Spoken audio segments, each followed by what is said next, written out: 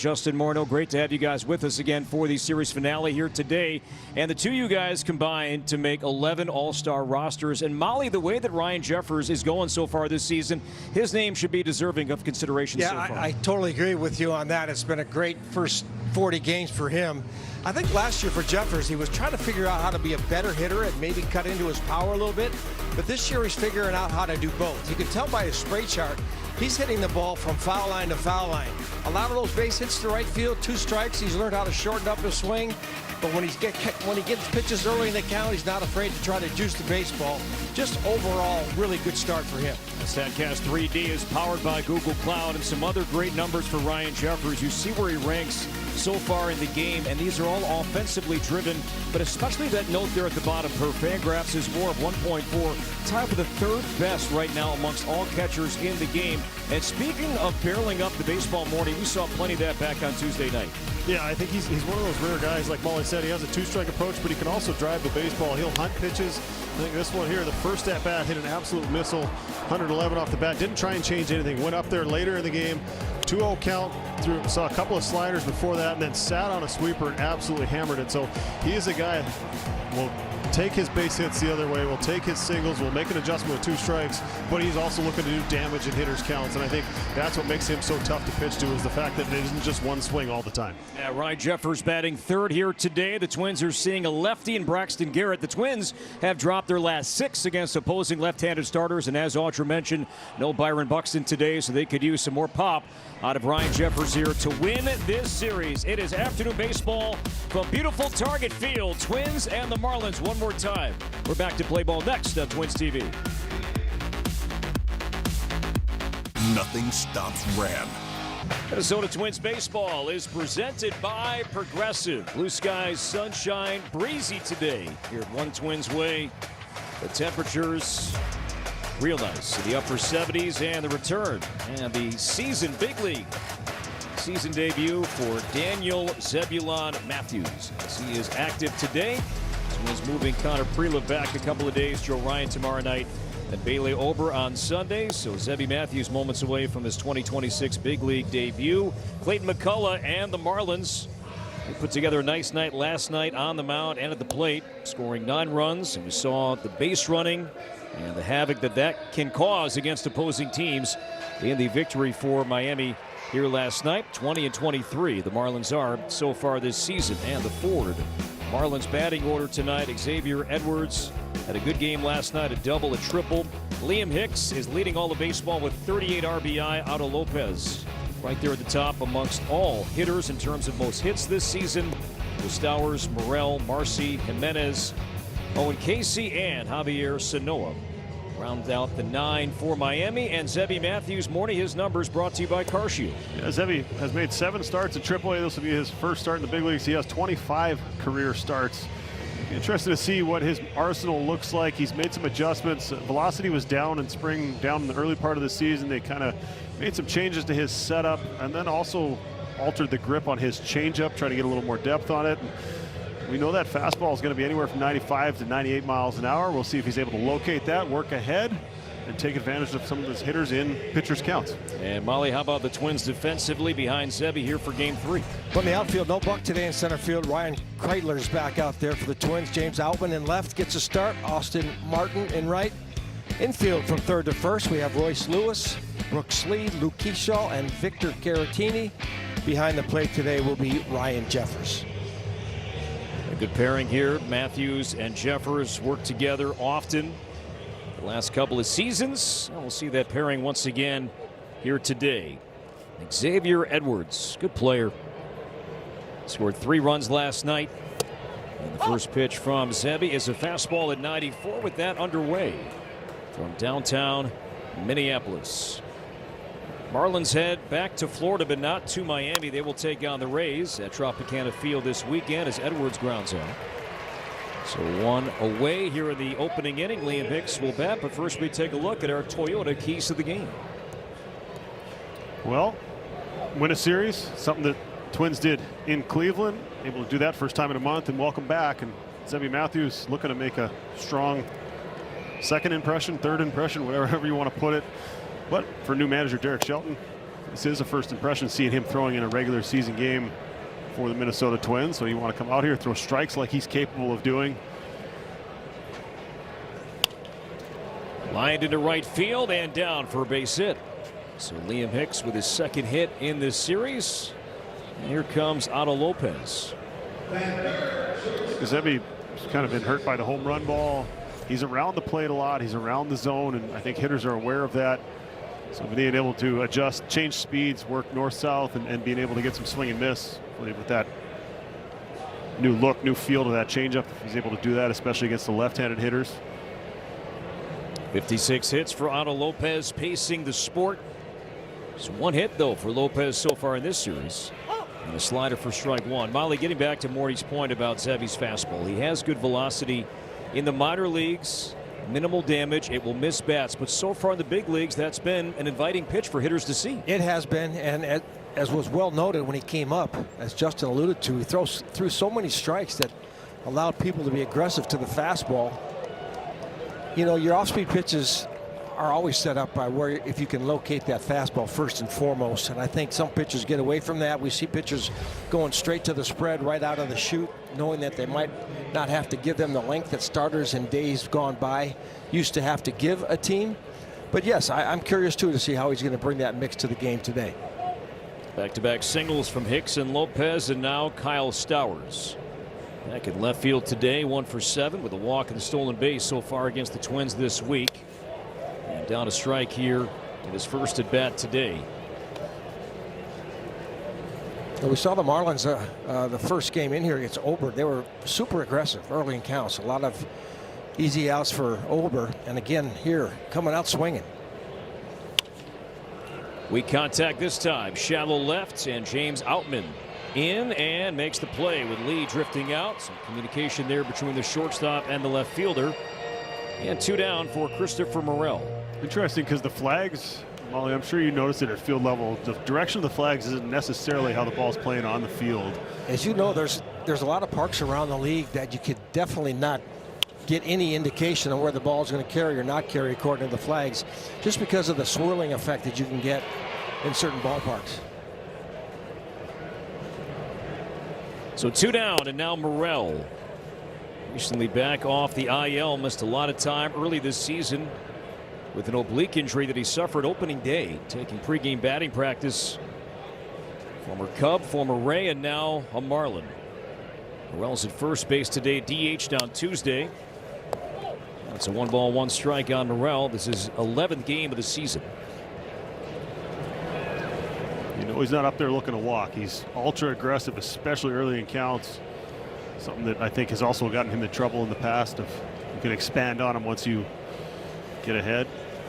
13 strikeouts, Morty, to your point, in 10 games, only 2 walks.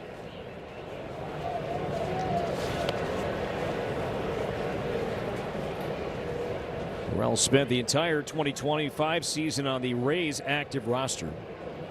Hit 11 home runs. Signed by the Marlins as a free agent in mid-December. 2-1 from Zebi. Chopped to the right side. And Keyshaw makes the play, and the inning is over. 2 singles, no runs. Twins coming up in a moment. Get everything you need to start your spring off right. Plus, get an 11% rebate with Menards Garden Center. Choose from our wide selection of colorful flowers. Lush. Note from the great Mike Me in our production truck how often the Twins have seen an opposing lefty. 17th such occasion happening here today. And the Twins had some success early. They have dropped their last 6, though, against opposing left-handed starters. And the Twins lineup, different look today, brought to you by Menards.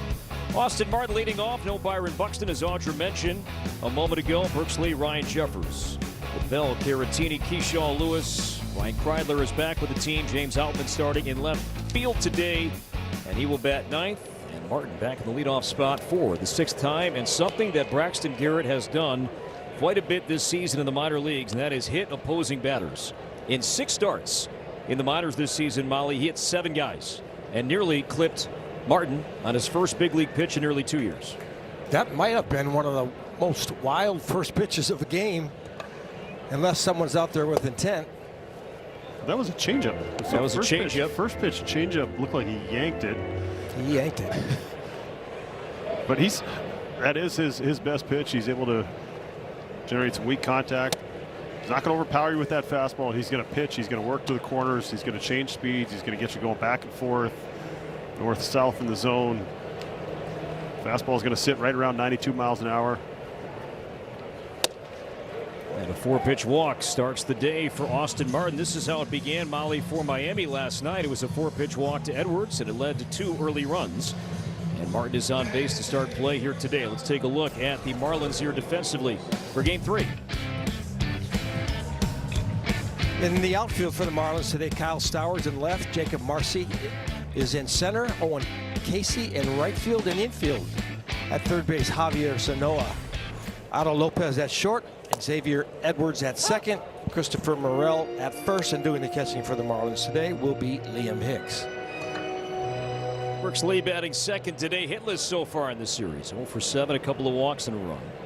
It's still .315 over his last 19 games. Way inside, 1 ball and 1 strike. Now, this was going to be a start for highly touted prospect Robbie Snelling.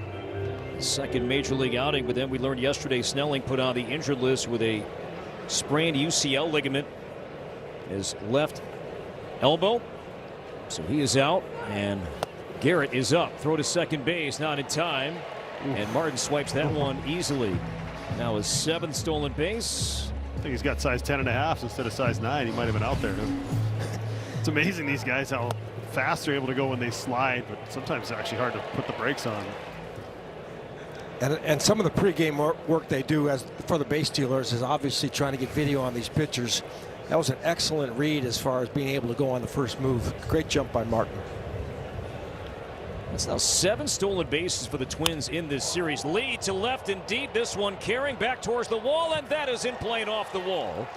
Martin will stop at third base as Lee makes second. So second and third, nobody out. Brooks Lee with a first inning double. Twins in business here right away. Yeah, good to see Brooks get the Twins going here in the first. Kind of a tough read for Martin with no outs. If he does make that catch, you do want to make sure you can get to third. But didn't read that ball was going to go off the wall, and because of that he had to hold up and wasn't able to score. But second, third, nobody outs is probably a good safe play by Martin. Better than still being on second base with 1 out, right? Correct. You know, a lot of times you'll see that guy get cut off too far from second with nobody out. The guy makes a good play in the outfield, and you miss out on 90 feet. So you feel the same way even on a ball to left like that as opposed to center or right? I think with the depth and the angle, I think there's a chance to advance on a tag there if he does make a great play. But if you make the safer decision not to advance and try to score on that ball, you know, you come out second and third, nobody out, your odds are pretty good. You're still going to plate that run. You know, I guess one of the other things that we always talk about with the fielders is when you see their numbers, that's when you can kind of get distance off the base. And it was a point there where he was running it left and you saw his numbers, but you're right, it is a tough read, and you want to make sure you get to third base one way or the other there. Great spot, Ryan Jeffers, early on today as Garrett on a slider for a strike, 1-1. Let's take a closer look here at Martin. I think he could have been maybe a little more patient with the ball off the bat instead of just heading straight back to second base. Kind of maybe linger a little bit, be a little more patient, give a little better read on that baseball. 2 balls and a strike on Jeffers. And a 2-run homer here on Tuesday night. Did not play last night, as we talked about at the top of the telecast today. Jeffers having just a phenomenal season. He's been great at the plate, average power. He's been a master with ABS behind the plate. And just seeing the ball well, Molly, even the pitches he's not offering at. A lot of times you can tell if a hitter's locked in by his takes. You know, they stay in balance, they track the ball all the way into the catcher's glove. Be interested to see with the open base here how much he's willing to challenge Ryan Jeffers right here.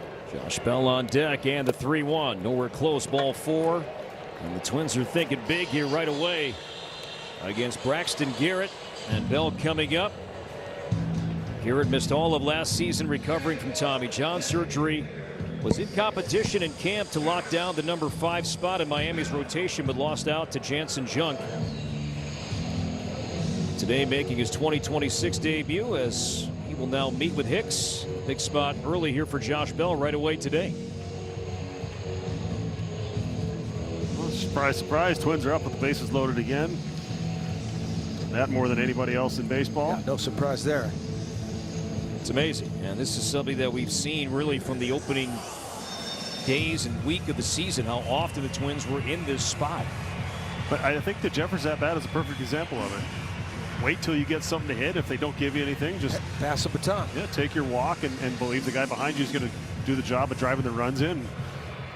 Sometimes it's easy to be greedy in that situation. Well, it was close enough, and see if I can drive him in. Trust Bell to get the job done. 2 for 4 bases loaded this season as he swings and misses on a slider. Well, Bell, one of the 3 hitters in the lineup who's faced Braxton Garrett before, 2 for 5 in his career. As we mentioned, missed all last year because of injury. Delta drone camera infield halfway, nobody out. Foul ball hung on to by Hicks. Now it's 0-2 as Bell will take his time. Mentioned the Twins running quite a bit in this series now, 7 stolen bases. That includes the guy at the plate. Josh Bell last night stole his first base since 2018. And now 5 in his career.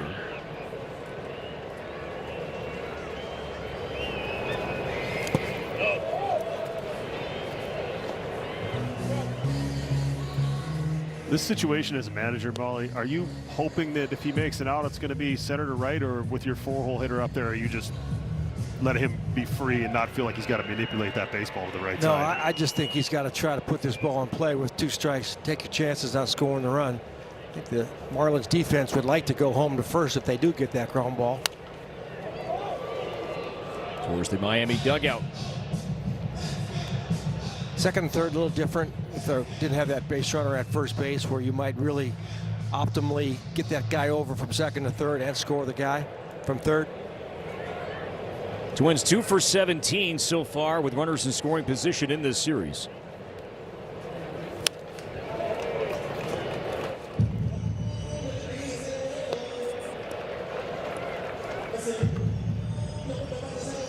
Bell is 2 RBI shy of 700 in his major league career.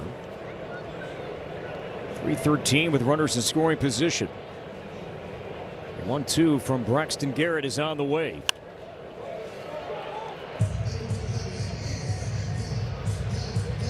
He's got a good at bat going here once he got to 2 strikes.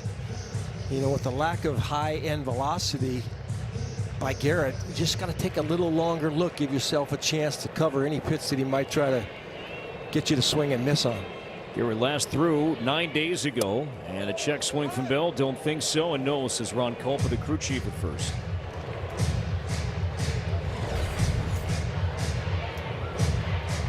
A little slider there down and in, able to hold up, get himself another pitch. It's the 21st pitch of the inning for Garrett. Nobody out. And now he's run the count full. Already 2 walks this half inning. And no margin of error here right away for Garrett. 8 pitches so far to Bell. 4 batters, 3 3-ball counts. See if he gives him anything in the zone here. 3-2 struck him out with a fastball at 92.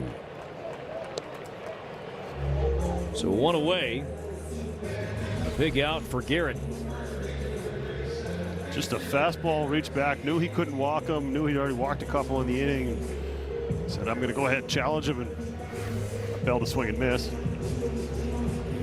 Caratini from the right side in the lineup as the first baseman today. The benefit of a couple of switch hitters that they're able to kind of mix and match, play different positions. Big spot right here. Caratini 1 for 2. Bases loaded this season.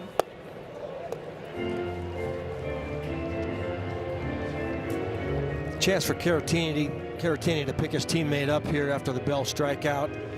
Marlins defense on the infield backing up just a little bit. Anything hard, they'll probably try to turn in the middle. Softer, they might try to come home.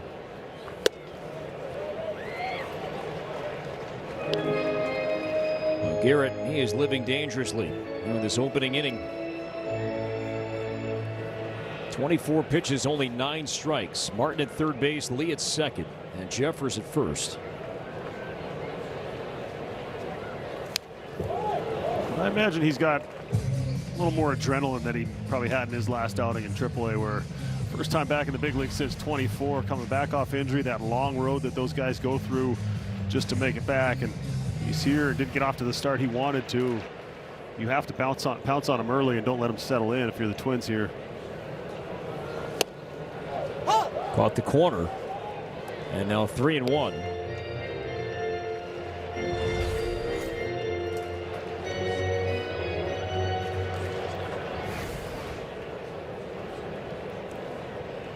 So now 2-2 on Caratini with 1 out.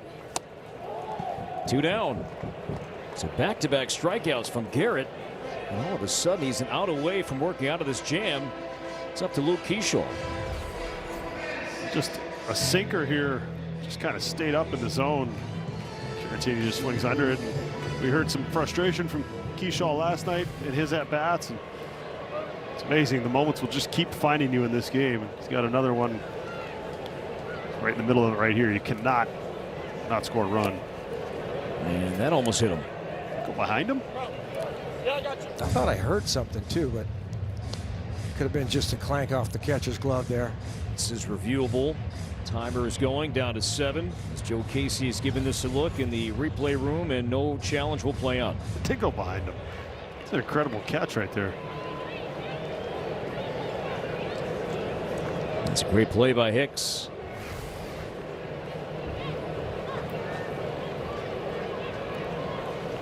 The 1-0. It's a tough at bat. Guy throws one behind you. He's already walked a couple. He's ran some deep counts. And then paints. And then, yeah, it's that effectively wild, effectively around the zone.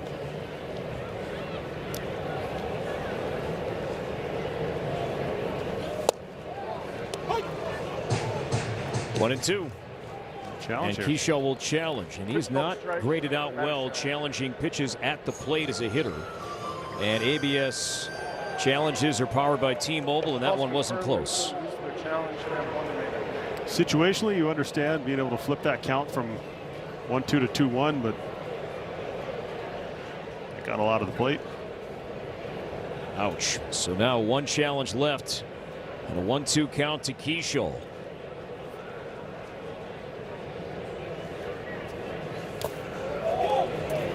You see that as an indicator, Molly, of how he's seeing the ball right now? Yeah, you know, his challenge this year at times has been questionable for me, and the fact that that ball was entirely in the strike zone. Either he's not seeing the ball. A lot of those challenges for him have been the inner third pitches, probably looking out over, losing perspective. This is a big spot for the Twins, not capitalizing potentially on the second or third nobody out. Those kind of innings early in the game that sometimes can come back to bite you. See if Luke can find a way to get a 2-strike, 2-out hit here. This is a massive momentum shifting moment in this game right away. 33rd pitch coming up from Garrett. And Keyshaw fouled it back. Yeah, there's a big difference between him walking off the field. If he's able to get the 3rd out, no runs here. You fear that all of a sudden he'll settle in. But Keyshaw doing his best not let that happen. Long wait for Zebby, hoping for some early run support. And now Garrett steps off. And is asking for a new ball. Garrett, a former first-round pick.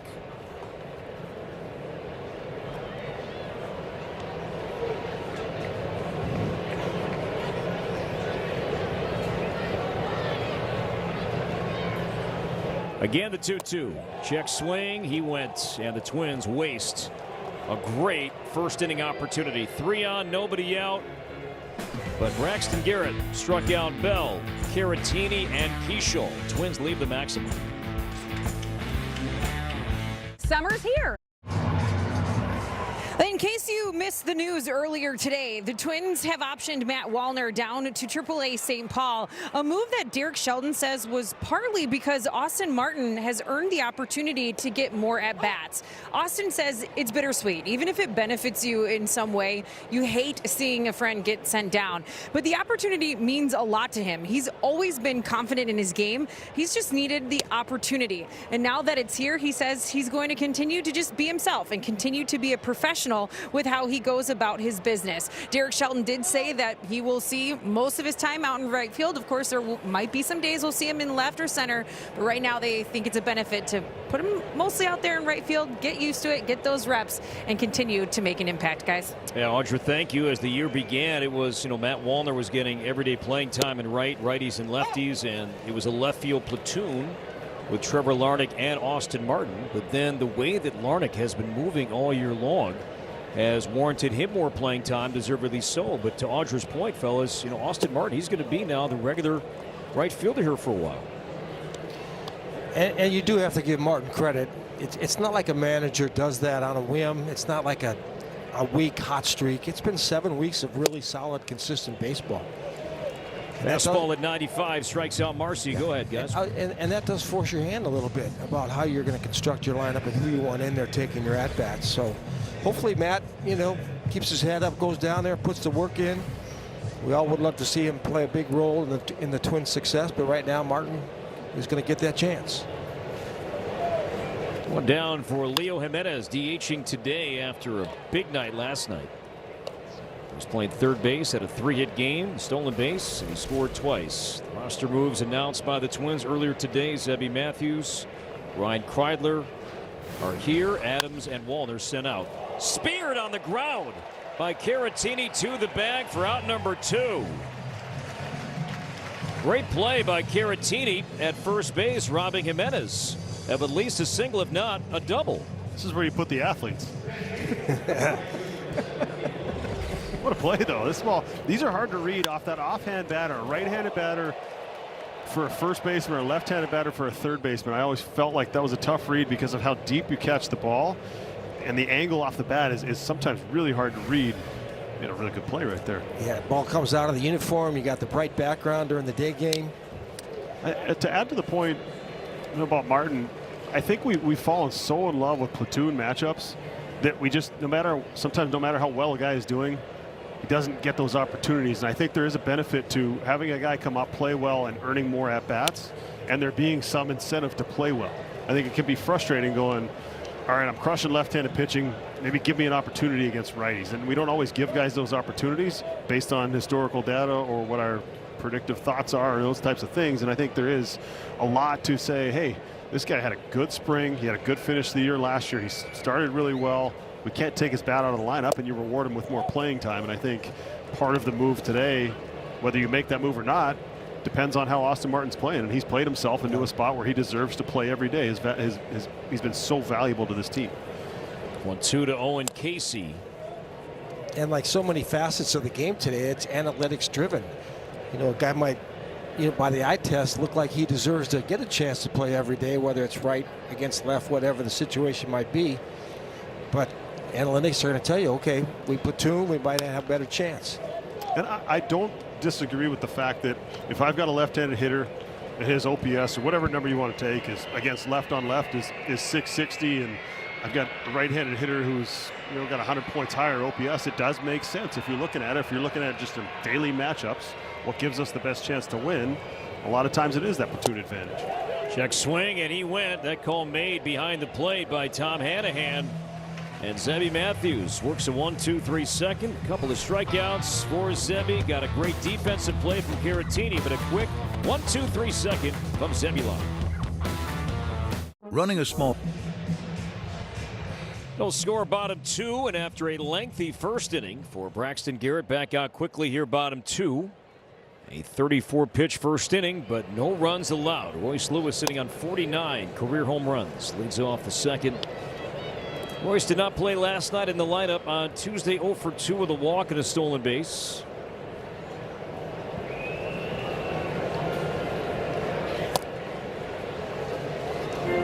And again, Garrett behind. He walked Austin Martin on 4 pitches to begin the first inning.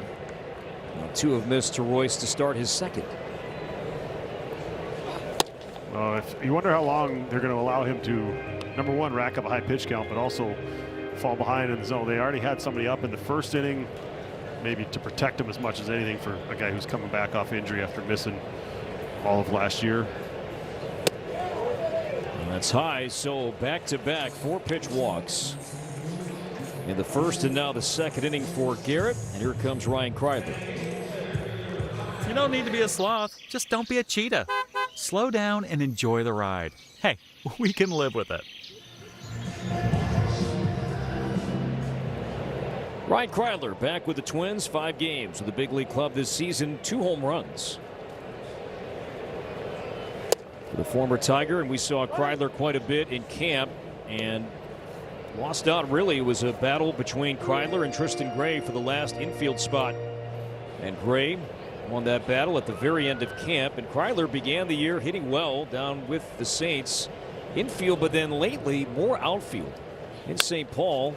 And there's a base hit to left. He's been doing that with the Saints this season, seeing quite a bit of time in center. On base percentage near .390 for Kreidler at AAA this season. And again, the Twins, Molly, have 2 on, nobody out here against Garrett. Yeah, it'd be good to see the Twins able to capitalize on this situation after letting that thing slip away in the first inning, bases loaded, nobody out. And I do think you have a potential here of considering having Outman drop a bunt down to get those guys in scoring position. We'll see what Shelton decides to do here. Marlins thinking it, corners up. Showing pulls it back, and that's low for ball 1. And Molly, looking at Outman there, he moved his feet up there a little bit too in the box. I think that's part of the theory of teaching bunting. You have guys try to inch their way forward just to increase the angles that you have and going from line to line, keeping the ball fair. Not this time, and Outman in the lineup takes high 2-0. Happy birthday, James, 29 years old. Let's go back to the first pitch and watch the feed here from Outman. Well, you could just tell almost a mathematic equation by getting up there farther in the box. It gives you more room to try to paint a ball down either line.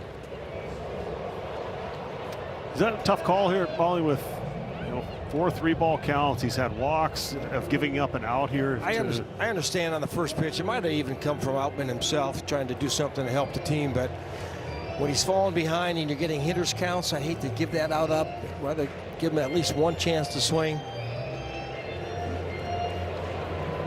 Now he had his chance. Maybe we see him square here. We'll see. 1 for 6. Outman lefty on left. This season doesn't show and takes high. Now 3-1. The playing time has just been hard to come by for Outman. His role really has been speed off the bench late in games. Martin on deck. And that caught the corner for strike 2. That was something that Shelty talked about before the game today. With Wallner going down, it might result in a few more at-bats, a little more playing time for Outman as well. Obviously, the lineup change with Buxton not in there today. Kind of move things around.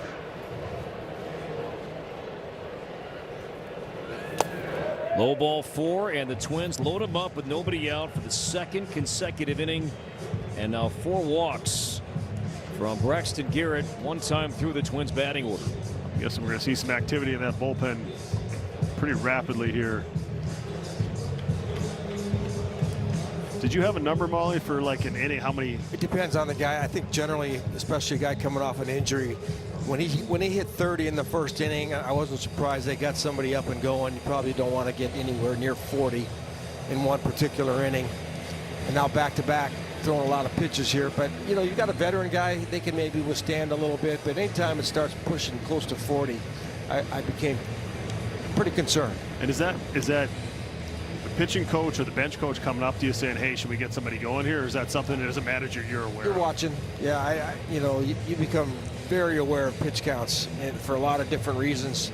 Try to measure out your bullpen and how to utilize those guys. And for starters, one thing I always did, I kept track of how close they were to 15 pitches per inning, because I knew that if it was averaging around 15, I got a good chance to get 90 in 6 innings. In the infield for Miami, halfway, nobody out. 0-1 on Martin. Here's an odd stat line for Austin Martin this season with the bases loaded. No at-bats, 4 plate appearances, 2 walks, a sac fly, and a hit by pitch. So 4 RBI with the bases loaded without an official at-bat. That's good living right there. Right?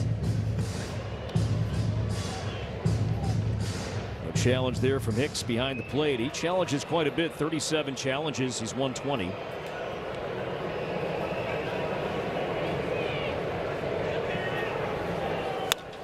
Pulled to left field down the line in the corner, and that is a fair ball inside the line. It kicks over the sidewall, and 2 runs will score, and the Twins have a 2-0 lead. Stay hot, Austin Martin, RBIs 9 and 10. Well, you keep giving a team this many opportunities, eventually they're going to make you pay, and Austin Martin, the right man, one up there with how well he swung the bat this year, gets himself a, it looked like that same pitch he kind of chased, but this one was in the zone. Fortunately, that stayed just fair. I think maybe it cost him an RBI, a ground rule double.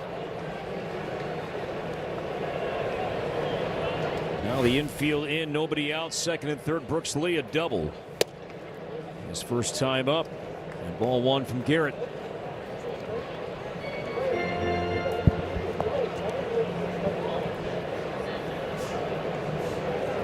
.462 for Brooks Lee with runners in scoring position. We're having a little challenge controversy right here. And now it's too late. So Clayton McCullum trying to get some clarity as to what happened. Well, he never made any motion, and now he did, but that's late. I think he didn't hear right away the call. Be my guess. I mean, the umpire's right. They're looking for.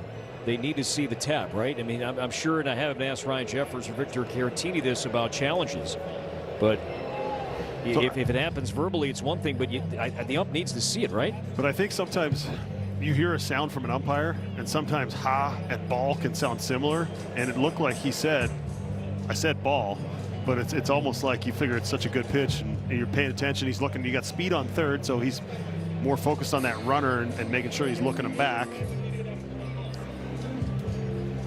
Let's take a listen.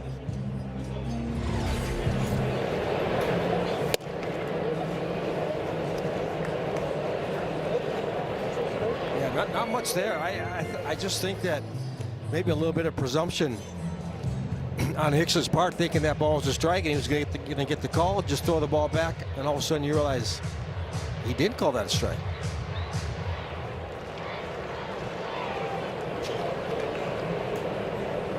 So ball and no strikes on Brooks Lee.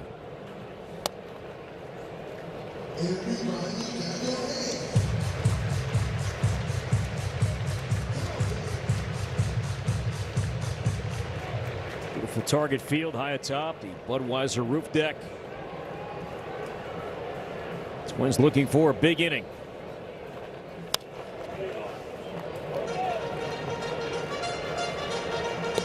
And 52 pitches here, Morty, and it just seems like the Twins, it looks like a comfortable at bat right now against Garrett. Is that fair to say? Yeah, and I think they've been able to shrink the zone. He's fallen behind so many times that they're just really looking in the zone, looking for something that they can do damage on. That's part of the benefit of the pitcher either working ahead or the hitter being able to be in control of the at-bat. He's got a lot of movement on his pitches. He's got some deception in that delivery. But if he hasn't shown them that he can throw all of his pitches for strikes, they're able to eliminate and shrink the zone. Cue shot to third, a stumble there from Lopez. He finds the ball at his footing, and the runners hold. And there is out number 1.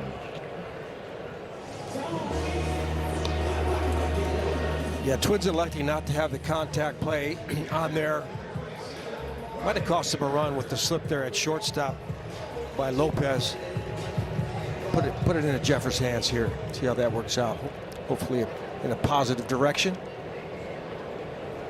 So now Ryan Jeffers, he walked in the first. Infield stays in as Garrett misses down low. We've mentioned the bullpen a few times, and And Miami, they had a lefty up in the bullpen throwing, but with a black sweatshirt on. So really unable to identify who that guy was. And was he just getting work in, or we'll see a lot of times guys will push off the bullpen guys will push off the work they're going to do before the game in case they're going to be needed. They want to save some bullets, but so hard to know if that's what that was, if he was just getting his work in or if he was trying to get loose a little bit. So Calvin Fauché, 53, as he was making his way towards that bullpen mound. But Molly, you mentioned, Jeffers coming up. Is that something as a manager, if you're going to put that contact play on, it's not just who's in the box? Are you looking at the on-deck circle? Sometimes, but to be honest with you, the infield by the Marlins was giving a little room there. I might have took my chances to get him going, even if it gets thrown out. You're first and third with one out. And speed of Altman on third base as well. He's a good runner. Good runner. And you can see now that there's one out recorded. The Marlins are assuming that, hey, they're going to go contact now, so they've crept in a little bit closer. More balls than strikes from Garrett Jeffers. 3-0 and 3-1. 7th 3-ball count. 12 batters into this game. Jeffers likes to swing. Surprised he was in kind of auto take there with money, with traffic on the bases. Ball 4. Jeffers draws his second walk. And again, the bases are loaded for Josh Bell. His second plate appearance coming up. And both have come with teammates on all three bases. Fauché, he just got up, so he's not ready to come into this game. So Bell will bat right-handed. Yeah, surprisingly for me that they haven't tried to heat somebody up a little more quickly than that. Get 5 walks here through 12 batters.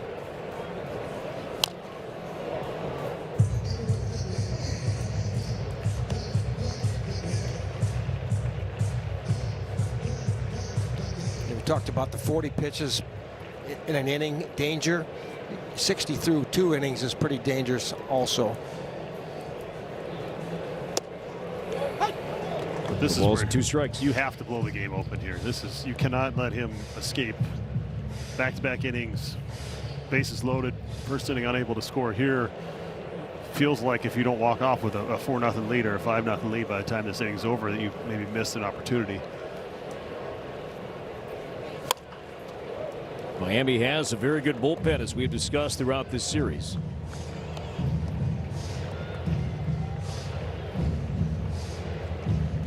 Altman at third base, Martin at second, and Jeffers at first.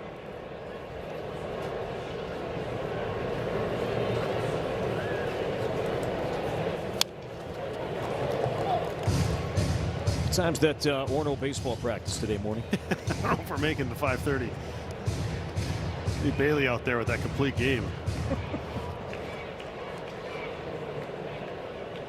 Caratini on deck.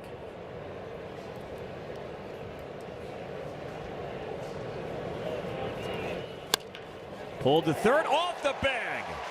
Finds the grass and left. 2 runs will score. Jeffers to third, Bell to second base. He slides in safely. 4-0 Twins. And congratulations, Josh Bell, with that swing. Now 700 career major league runs batted in. Gotta love that. Looked like potentially this ball was going to be caught. Hits the base, takes a good kick. Ball got in on him, just pulled the hands in, and then. Yeah, hitting that base, definitely a break. He might have been able to feel that ball. Would have been tough to turn 2. But that's a nice round number for Josh Bell to reach. And that will drive Garrett from the game. He'll depart, and the Miami bullpen will go to work early here today in the rubber game of this series. Twins have added on and still batting up by 4. Back in a moment. Go Can. Minnesota Twins baseball is presented by your local Toyota dealers. And by Menards. Save big money at Menards on all your home improvement needs. Twins up by 4. Austin Martin, a 2-run double. Josh Bell, the same, a 2-run double. And Calvin Fauché, drafted by the Twins, 10th round 2017. Takes over here in the second with his team down 4. Kicks away from Hicks and keeps it near the line. And with that, Jeffers still at third base. Mentioned that Calvin Fauché was drafted by the Twins, and then he was traded by the Twins to Tampa Bay along with Nelson Cruz, and the deal that brought that guy back to the Twin Cities in 2021. Looks like Hicks is having a yard sale back there. Maybe a little equipment adjustment.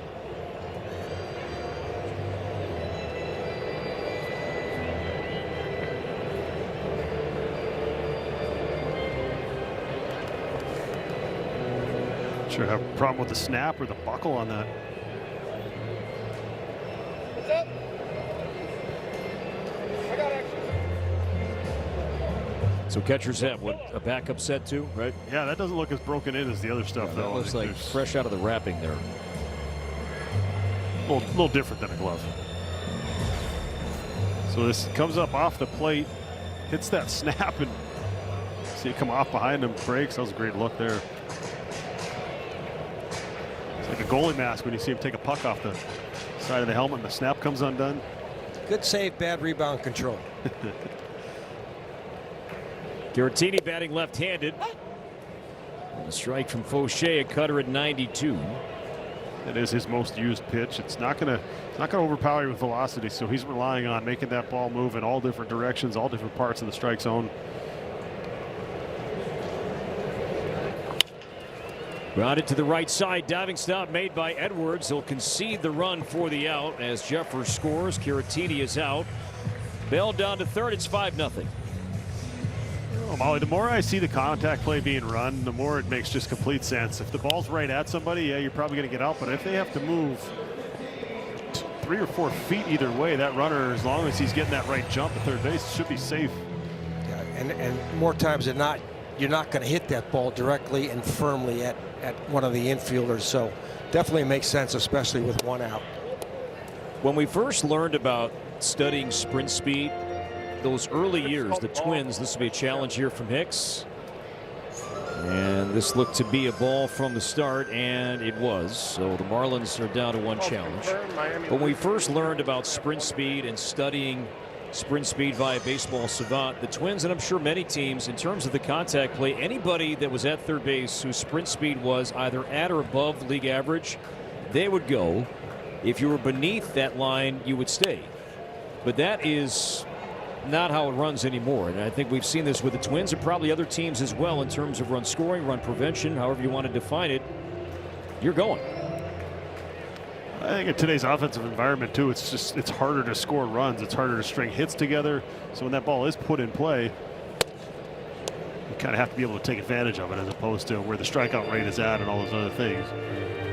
I agree with you, Corey, that in years past, maybe 10 years ago, you tried to pick your spots more with speed guys, sinker ball guys, whatever components to the equation made it most likely for you to get that ball on the ground. But now, Rocco, I mean, he pretty much had everybody doing it during his tenure here, and Schulte also being aggressive in most situations.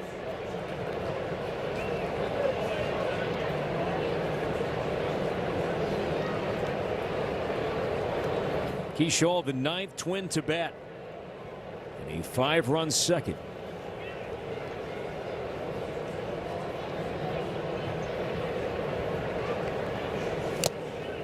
And a foul tip hung on to by Hicks, and the inning is over. The Twins, they'll bat 9 and put up a high 5. Austin Martin with a 2-run double down the left field line. Josh Bell also a 2-run double.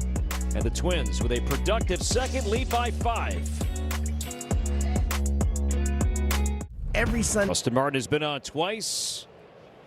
A walk, a 2-run double, and a run scored today. And Zebby Matthews now with a 5-0 lead as we start the 3rd inning. Javier Sanoa, Xavier Edwards, and Liam Hicks to bat for Miami. First appearance for Sanoa in the series at third base today, hitting 9th. Homers, he's knocked in 10. Very low strikeout rate. In the hole past Lewis. There's Lee backing up. Slings it across. Good play.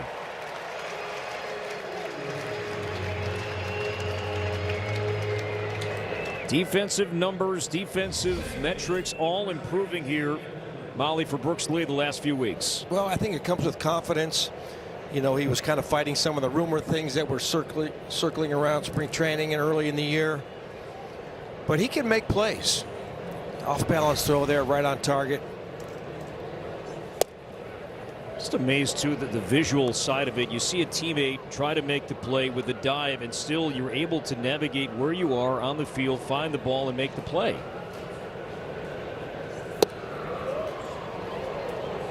And that is the right play. You want the third baseman to go after that ball because he's moving towards first base. It's a shorter throw. It's an easier throw as opposed to Brooks in the hole, long throw, moving towards the third base line. But you're right, that little distraction factor that can happen. It can happen. But, you know, you try to learn as an infielder, if you're in the secondary position on fielding a potential ground ball, you got to assume that it's coming to you. You know, you can't relax, go about it like it's going to be your play. And if the guy cuts it off, that's great too. 2 balls and a strike at Edwards. Slice to left center. And James Outman makes the play. And there are 2 down. Now, as we keep talking about, can't wait for this Friday, June 26th rollout, because Ludacris is taking over Target Field with a post-game show. Fans stick around after the game for the show, and a limited number of VIP field access passes are available. Don't act a fool, Morning. Get your tickets now at twins.com/Ludacris. So if I'm standing in front of you at that concert, are you going to tell me move? Get out the way. Are you going to walk? Are you going to walk him out? Yes. Gonna roll out. Going to tell Morty to move. Get back to Morty. Zebby Matthews. He'll get back to the dugout here in a moment with a 1-2-3 third inning. Twins offense back at it, leading 5-0. We keep it here for today's Twins Insider and last road trip. Denard Span sat down with Grady Sizemore to talk about Sizemore's new coaching role, and one of the biggest differences this season has been the increased number of base running we've seen from the Twins players. Well, I think I give a lot of credit to the guys. I think, when we came in, Shelty wanted to be aggressive, and I think, they kind of finished last year, trying to maybe take the cuffs off the guys a little bit and push them to run a little bit more, and they saw some success. So I think we were just trying to lean into that. And the guys have done a great job of putting the work in and doing a great job of just kind of getting their homework in and kind of finding the keys and finding the cues from the opposing teams. But, they've done a great job as far as just being aggressive and knowing when to run and kind of leaning on me for certain situations. But I give them all the credit, yeah. Let me ask you this. When you're over there at first base in their ear, how much of it is, you trying to pump confidence in them, or, you telling them, hey, look for this. If you see this, let's go. Yeah, well, it depends on the guy. Every guy's a little different. I think I handle maybe Brooks a little different than I would handle, Martin or Buck. So certain guys are looking for counts. Certain guys are looking for tips on the pitcher, and some guys are just looking to go. Yeah. So, every guy's a little different, and that's the kind of the fun, challenging part of it, is kind of having a different game plan for each guy. Yeah.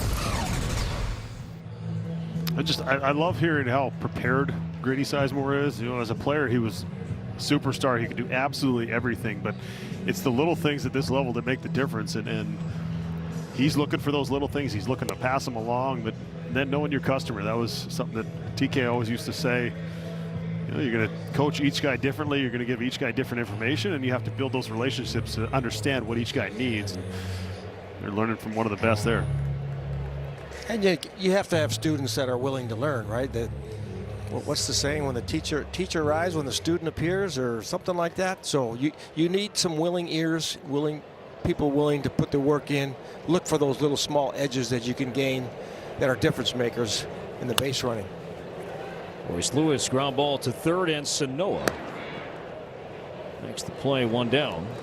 Well, I think preparation as much as anything now with the base running rules and the pitch clock and all of those things. I think Josh Naylor not the fastest guy in the league, but all the prep he does. So there's edges to be gained everywhere, whether it's picking a count to run in, having a tell of when a guy goes home. Does he usually pitch around 5 seconds? Does he pitch around 8? All those things that play into it. If you do your homework, there are opportunities available. And it's not always just the base stealing. We'd love to talk about that. It's an exciting play. Buck stealing home the other night for his first career steal of home. But it's just, looking for that 90 feet. I always said speed isn't required to be a good base runner.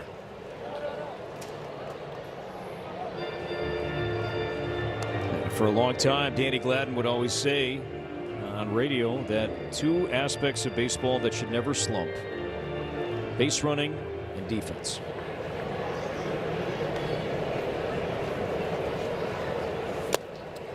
I think base running is effort, part of being a good teammate. You've already got your hit, your at-bats out of the way. Now how can I get myself in a position to score for the guys hitting behind me?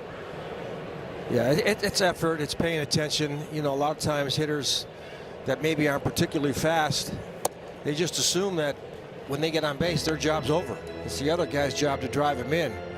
When in reality, there's kind of an art to scoring runs. It's picking up that first to third, the double steals, scoring from a ball in the gap, anticipating where guys are playing, who throws well, all those little factors.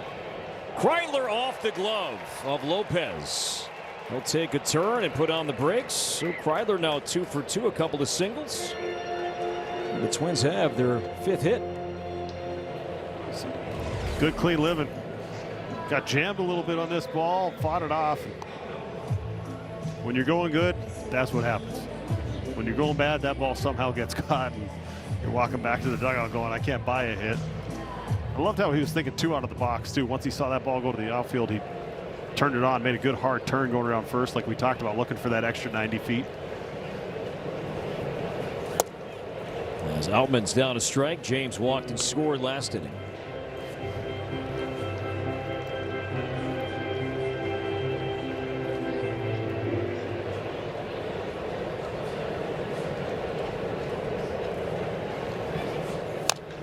Twins today seeking their first series win against a National League team. Well, I was going to say, you talked about the extra 90 feet is something I remember from all those years ago on that half field when you used to give those, the base running talks. But you always said, you've already got the 90 feet. How do I get the next 90 feet? You've already got your hit. You've already got your single. How do I find my way to second base? Or if I'm on second, how do I get myself to third base in all the ways that I can get there? It ties into what you talked about with effort. One of my phrases was always take what's given as quickly as possible. If you get a base hit, first base is given, but with the effort, you try to shorten the gap to the base that's in question. So you hit a single, you take first as quickly as you can. You hit a sure double, you get to second as quick as you can, just to increase that potential misplay or carom or whatever it might be that you shortened to the distance that maybe you didn't think you were going to get coming out of the box or whatever the situation might be. I mentioned that Kreidler high on base percentage with the Saints this season. That included 3 stolen bases. There's a big jump, and now they throw over, and the throw gets away. And Kreidler will advance at least 90 feet. He'll give it a turn and stop at second base. And seed across from foul ground. So Kreidler, he was going to take off, and then the last second, Fauché stepped off. He threw over it, a good throw. He's out easily. Well, we talked about in between innings morning about sometimes the game goes your way and sometimes it doesn't. We saw the double off the third base bag last inning. The base hit by Kreidler just off the glove. That shortstop by Lopez. And then you get picked off first, you make a bad read, and the guy throws it away. So sometimes it just goes your way. Altman seeking his first RBI of the year. And what has been busy. And when it does, that's when you got to take advantage. And that's why you put little streaks together. When you start getting those plays that are 50-50 one way or the other, but they're falling in your favor.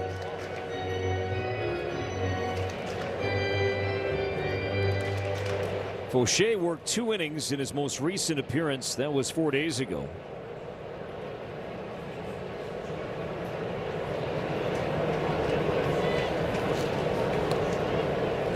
Timer was winding down. That was probably going to be a pitch clock violation. So a disengagement there from Fauché off the rubber.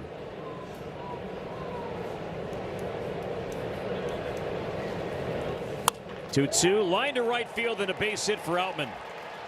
Kreidler around third, heading home. The throw from Casey towards the plate is up the line. Outman makes second. 6-0 Twins. Oh, good to see Altman get that hit out of the way. Good contact, hit it hard, and then Borrego sending Kreidler all the way. But we talked about getting that extra 90 feet. How do I get to that next base? Well, do exactly what Altman did right here. A lot of guys will just kind of pull up at first base and make that turn and be satisfied with that single, but he's reading this play. This is his read. Out, the whole play is right in front of him, and once he sees that throw go, just continues right along. That's exactly how you want to run that play. Yeah, you know it's a base hit, and you're hoping that your guy can score from second. But Outman takes off for third, fellas. Throw to third is going to be not in time. Love it. The Twins now with 8 stolen bases in this series, the most they've had in a series this season, and the most they've had in any one series since the Yankees here late September last year. But the Marlins will challenge that Outman was tagged out. Prior to playing third, the pitcher challenged the call ball. Interesting to see if he clipped him on the knee before he got to the bag. If there was contact there, then he's going to be out. It looked like that left knee was tagged by Sanoa. And likely this will be a successful challenge for Miami. Why not? You got one out, 6-0 lead. Try to push the envelope, see if you can get yourself 90 feet closer. I think the glove right here on the left leg is contact. Well, we're kind of talking about the base running thing, somewhat extensively here, but it's such an important part of the game. And, when you talk about that extra 90 feet, giving the effort, taking what's given as quickly as possible, there's always going to be a little risk-reward factor. And the circumstances surrounding that particular time of the game, if you're going to steal third base, generally 1 out is the best time to do it. You pick the first pitch, try to catch him napping just a little bit. Might not have got his best jump, but felt he still could get there. I was hoping he whiffed on that tag, but I think he got that leg just in time.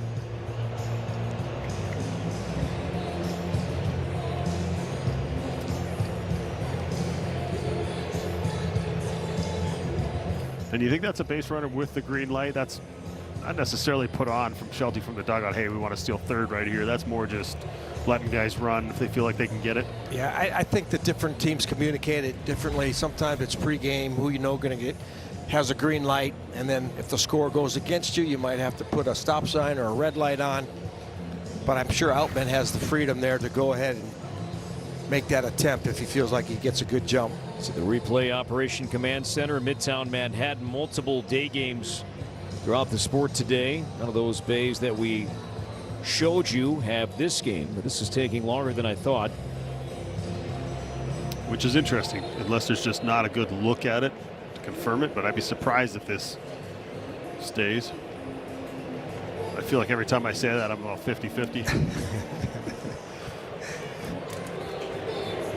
Yeah, from what we saw, the fact that they're deliberating this long, a little puzzling.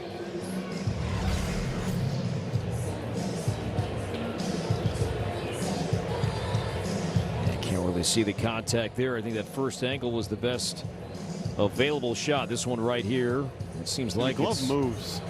It looked like the glove moved pretty significantly before he was at the bag.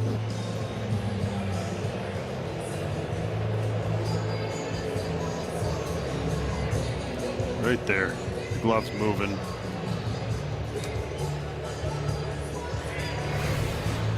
This has been the longest reviewed play the Twins I think have had this year. Here we go. Here's Ron Colpa. The pitch that was called a ball is a strike. Miami will retain their challenge. They have 1 remaining.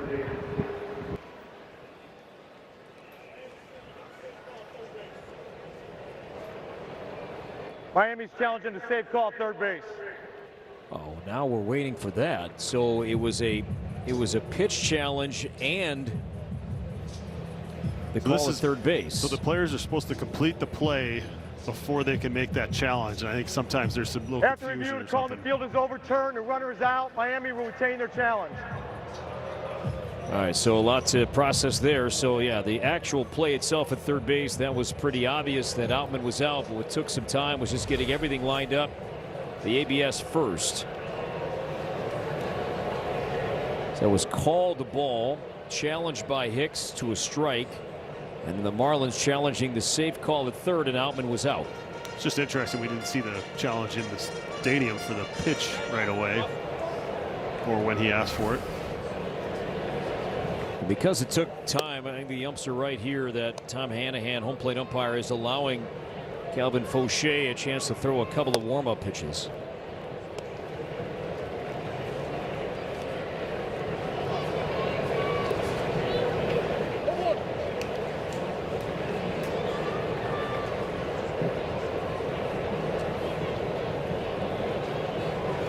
Oh, 1 to Martin, base is empty. Oh, nothing at 2. Austin's been on twice, a walk, a stolen base, a 2-run double, and a run scored.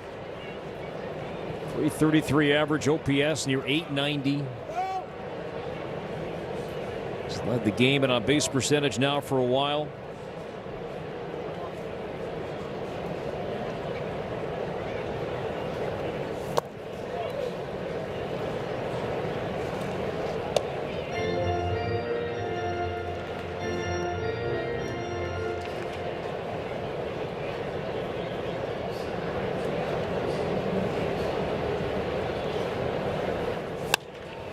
Bounce to the right side. Little bobble, but Morrell recovers and makes the play, and the inning ends. Twins out a run. Now 6-0 after 3.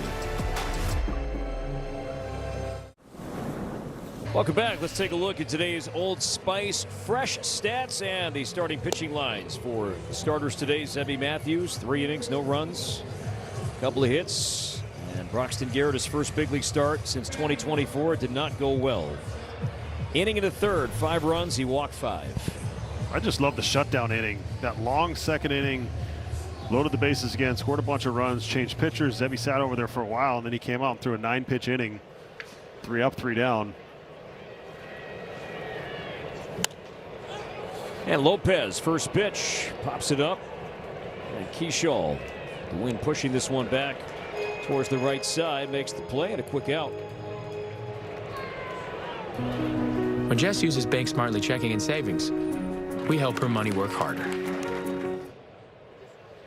Now, Morty, to your point, all Zebby has known today has been long waits, right? Even the last inning. Molly, there were, 4 batters, but with the lengthy replay review, that took time. Yeah, both innings he had to sit in there for a while. But, you know, yes, it's his first start up here and all those things that we have referred to. But you look up at the scoreboard at 6-0, you know, it might help you stay a little bit relaxed as those minutes tick by. And 76 degrees right now probably helps too. If it's 36 or 46, he's maybe hoping it goes a little quicker over there so he's not getting tight, but pretty good day to pitch, be able to move around and feel like you're still loose even though you've been sitting for a while. Now, 6 days ago, Zebby had the longest professional outing of his career. His last start with the Saints on May 8th, he worked 8 innings. Yes, he gave up 10 hits, but 3 runs. He struck out 5. Zebby's last few starts with the Saints have been much better. Got knocked around early, late March, April, but his last 3 or 4 starts certainly have been pointed in the right direction. It's low now, 2-2, and what this start represents today is opportunity, right? In terms of what the Twins rotation looks like moving forward. Down Pablo, down Tosh Bradley right now, down Mick Abel. And with that time he went, rung up by Manny Gonzalez at third base, and Stowers strikes out, 2 down, 3rd strikeout for Zebby. I think with Sims struggling as well, just wonder what it's going to look like moving forward. But get a reputation as a strike thrower. Hitters go up there ready to hit. Hitters don't like hitting behind in the count, so you either get some quick outs or you get some swings on some borderline pitches. He's been able to do that pretty well today. You know, that outing that he had last time, you know, talk about the 8 innings being completed and giving up 10 hits. and still only throwing 95 pitches, it tells you you're getting a lot of swings early in counts. Good breaking ball there. 0-2 on Morel. Pitching with great tempo today. And that's line to left. Yeah, that's a solid swing from Morel. That'll be the third Marlins hit and a 2-out double for Morel.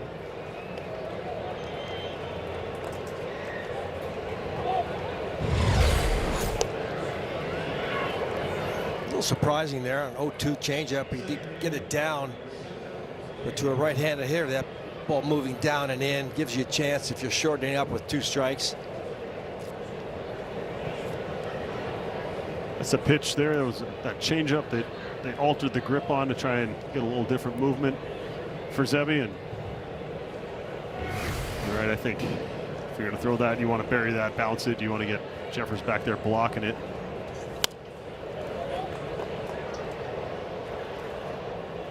Oh, 1 on Jacob Marcy. Struck out swinging in the second. 1 for 8 is Marcy in the series. He's been in center field all 3 games. Good numbers with runners in scoring position despite a sub-200 batting average.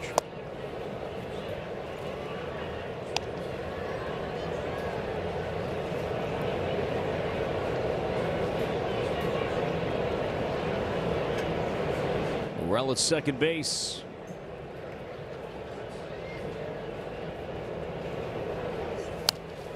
Twins have not won a series over Miami since 2019, since they won 2 out of 3 a trade deadline series in South Florida.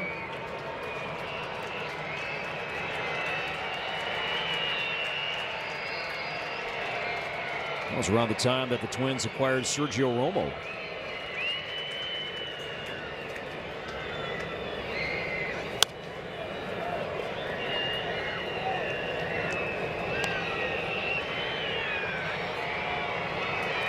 Zebby Matthews. Beaten out by Mick Abel for the final spot in the rotation during spring training.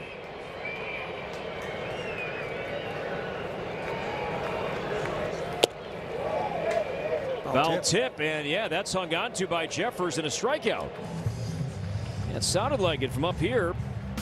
So Zebby strikes out 2 more. Morel doubles. Marlins don't score.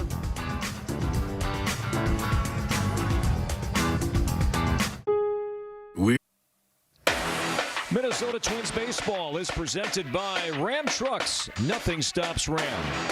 And by Delta. From Twins territory to the world, Delta, official airline of the Minnesota Twins. Back with Paul Molitor, Justin Morneau, Audra Martin, Corey Provis from the Dick Bramer TV booth here at Target Field. Twins up by 6. Pitching change for Miami. Righty Anthony Bender takes over for the Fish. Brooks Lee leads off 1 for 2 today. Grounds out to second to begin the 4th inning. Bender gave up some runs early this season, but has not allowed an earned run over his last 8+ appearances. First time pitching in this series. Last pitch on the 8th against Washington. Mix everything, but like a lot of these guys coming out of this Miami bullpen, a lot of off-speed pitches, a lot of breaking pitches. And then a fastball that is above average velocity, so tough combination for these hitters. He's got 96, 97, but his most used pitch is his sweeper. It's just, we were talking about before the game, Molly, it's never been harder to be a hitter. I agree with that. You throw that hard and you're throwing 75% breaking pitches. Another one there. 97 looks like it's about 107. Sitting back waiting for something breaking away from you as a right-handed hitter. The ball's in 2 strikes on Jeffers. 2 walks and a run today. Nasty movement down low. And that's ball 1. You know, Bender, most of his appearances this season have been 1 inning. Early on, back in late March, did work an inning and 2/3, but he's been primarily a 1-inning bullpen arm. As Jeffers towards the hole at short, backhanded by Lopez. So 2 ground ball outs. And Josh Bell coming up here in the 4th inning. Well, this homestand continues with The Milwaukee Brewers arriving into town later on tonight. We start a 3-game weekend series tomorrow night. Again, the start time moved up an hour to accommodate the Wolves game against the Spurs next door. First pitch at 6:10 we start here at 5:30, and tickets are only $10. Plus Friday's feature happy hour, $2 beer, hot dogs, and snacks. Twins.com/tickets for more information.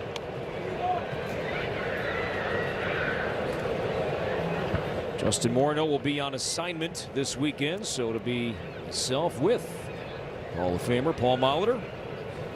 Brew Crew coming to town. I'm sure we'll see a fair amount of Brewer towns. Yeah. They travel pretty well. They do. In for the Molitor Cup. Any traction there, Morning? How are we doing with that? Trying to make that happen? Or? We like it.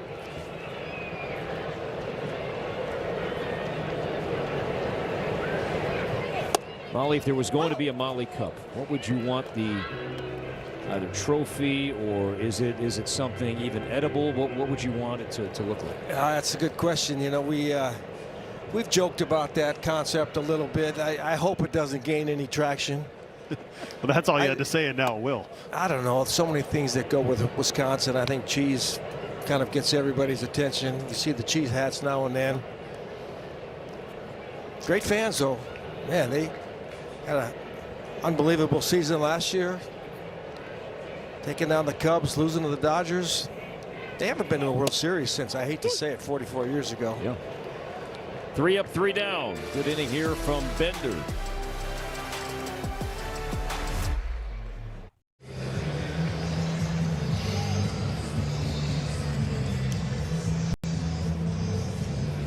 Zebby Matthews back out for the 5th inning. Lower third due up for Miami. Jimenez, Casey, and Sanoa.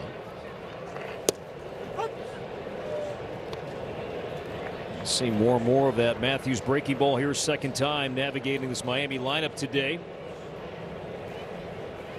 Jimenez robbed of a base hit by a great diving play by Victor Caratini in the second. And 3 hits last night, nearly his 4th in this series earlier today.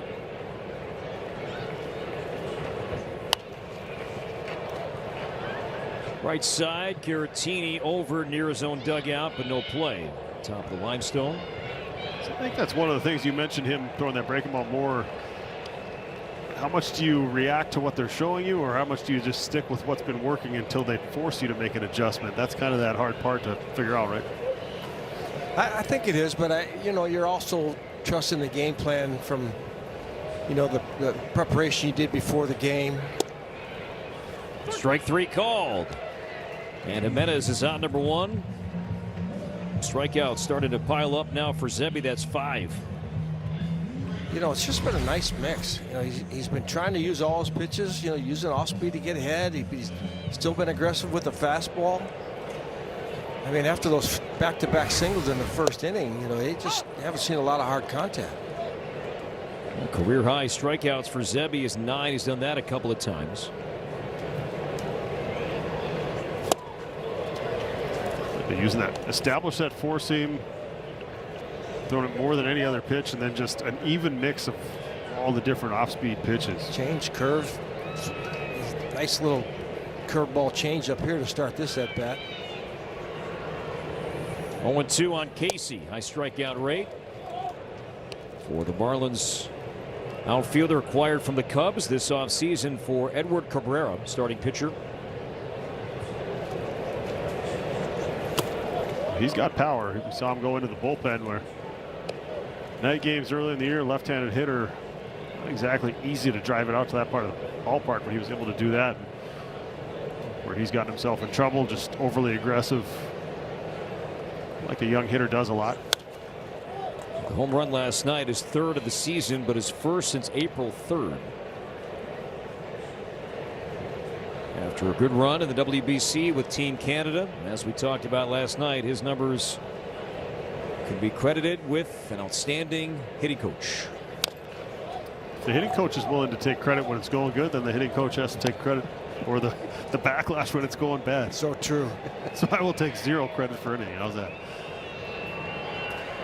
Yeah, I had the chance to be a hitting coach in Seattle for a year, and I like to talk about Ichiro breaking the hit record, and I don't mention the 99 losses that we had that year. Broken bat up the middle, and that'll find the grass in center. Is it a true story about Ichiro that year, Molly, that first year the hitting coach, right? Lou Piniella was managing that team? No, Bob Melvin. Oh, Bob Melvin. Was it? So then I guess it was later on when Lou would be upset with Ichiro. Can't you just pull the ball?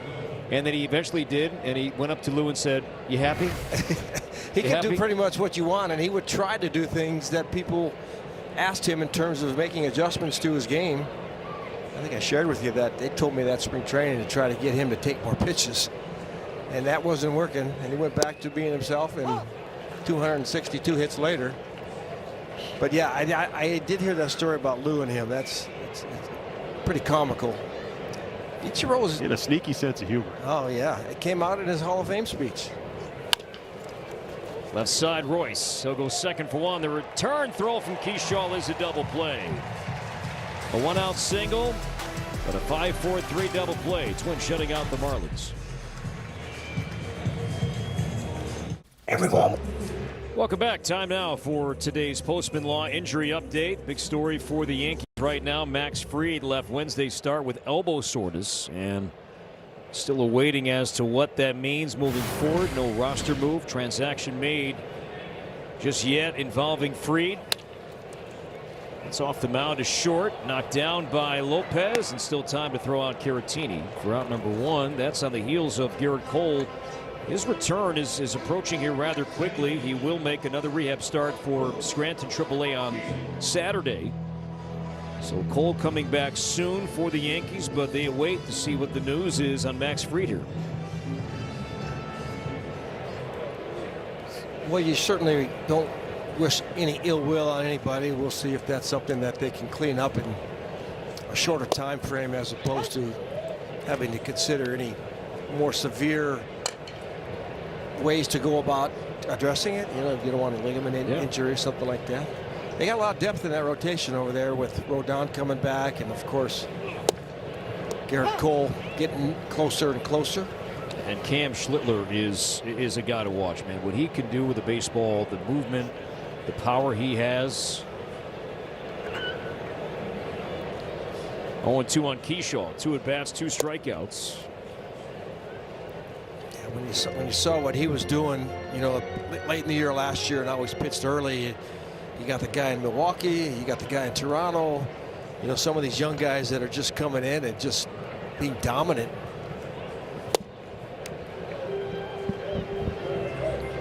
You Savage, I can say, the guy in Milwaukee, I'm still working on that. Mizorowski. Thank you. The Miz. Unfortunately, we don't get to see him pitch, but I'm sure not many of the Twins hitters are actually missing him. No. That's a tough matchup. 2-2 is high. Keyshaw. Milwaukee playing right now against San Diego at home, and the Brewers have a 6-0 lead there. Twins have a 6-0 lead here.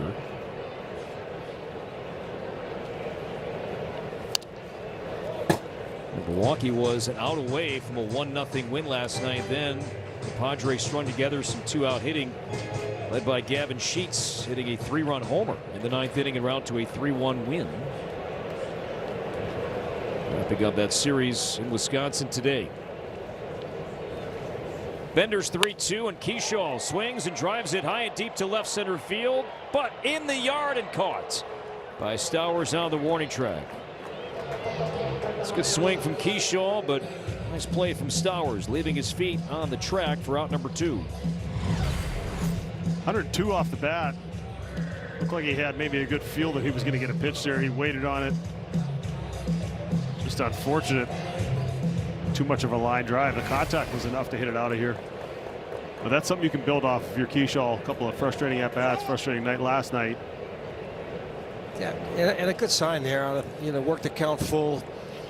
Not surprisingly, got an off-speed pitch and stayed on it. 7-pitch at bat. Keyshaw had a 7-pitch at bat in the first inning. Royce is 0 for 1 with a walk and a run scored today.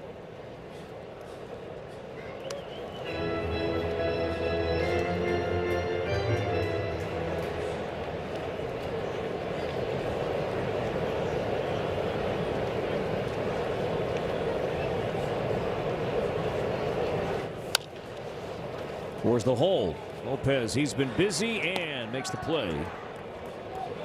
And Anthony Bender, 2 scoreless innings out of the bullpen as we head to the 6th.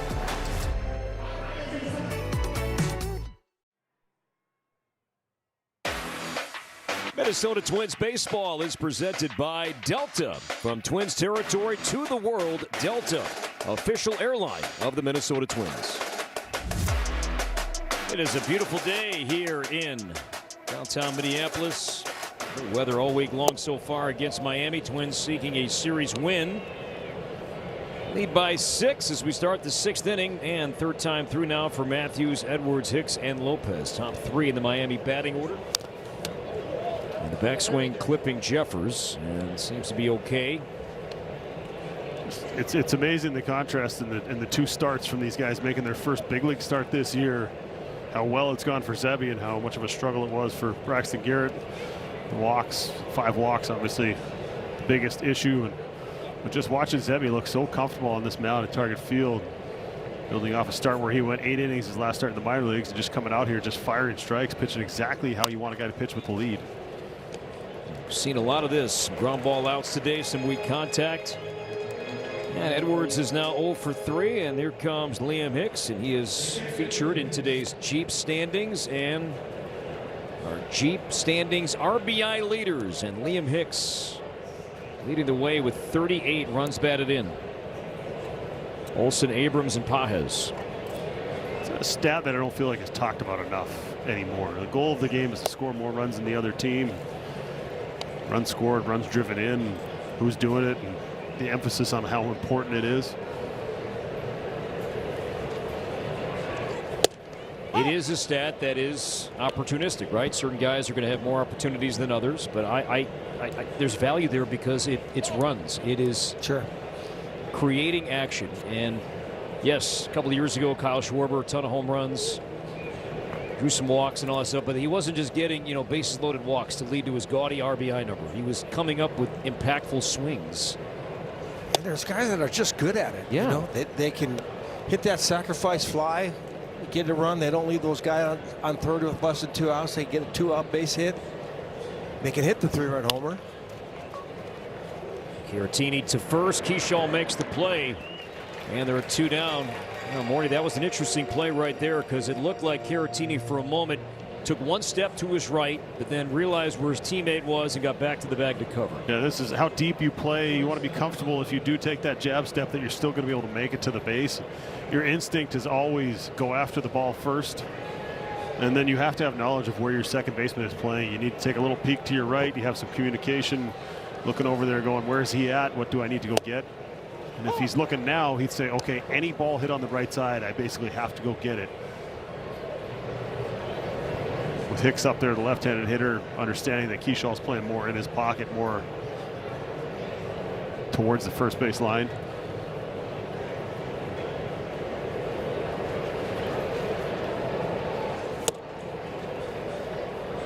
Ball 1 strike on Otto Lopez. He's 1 for 2 today. We used to work on those ground balls in between the first baseman and second baseman quite a bit. Obviously you have to gauge the speed of the runner. It's counterintuitive for a first baseman not to go after a ball that he can get to, because if he can get to it, it's probably hit softly enough where the second baseman is going to be able to fill that hole. Just takes repetition, experience, a little bit of pre-thought.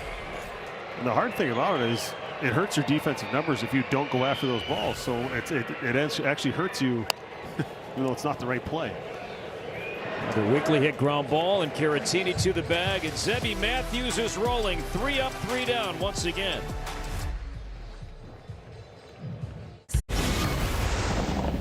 Someone that has had, some success at the major league level, you want to give him a little bit of rope.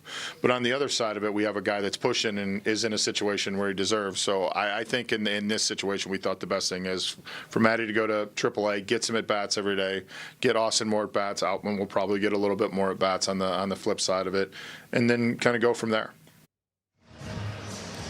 Certainly big news we learned this morning as the Twins option down Matt Wallner back to AAA, and Derek Shelton, his comments in the clubhouse before the game. And what was your reaction first, Molly, to the news with Wallner being optioned down? Well, first of all, in reaction to Derek's comments. You know, I like the forthrightness of it, the transparency of it. It's been somewhat apparent that, you know, Matty's been having a tough time getting on track. You know, we saw a little bit on the road trip, a couple well-hit balls, the homer, but overall just too many swings and misses. You know, I don't know about the reset down there in AAA. Hopefully he takes it the right way and goes about his job, try to earn his way back up here. And the flip side, Austin Martin can't argue with the fact that he is earning the chance to be more of an everyday player. 0-2 on Ryan Kreidler. Lake Bacher now pitching for Miami, his second appearance in this series. Kreidler, his first game back, 2 for 2 today.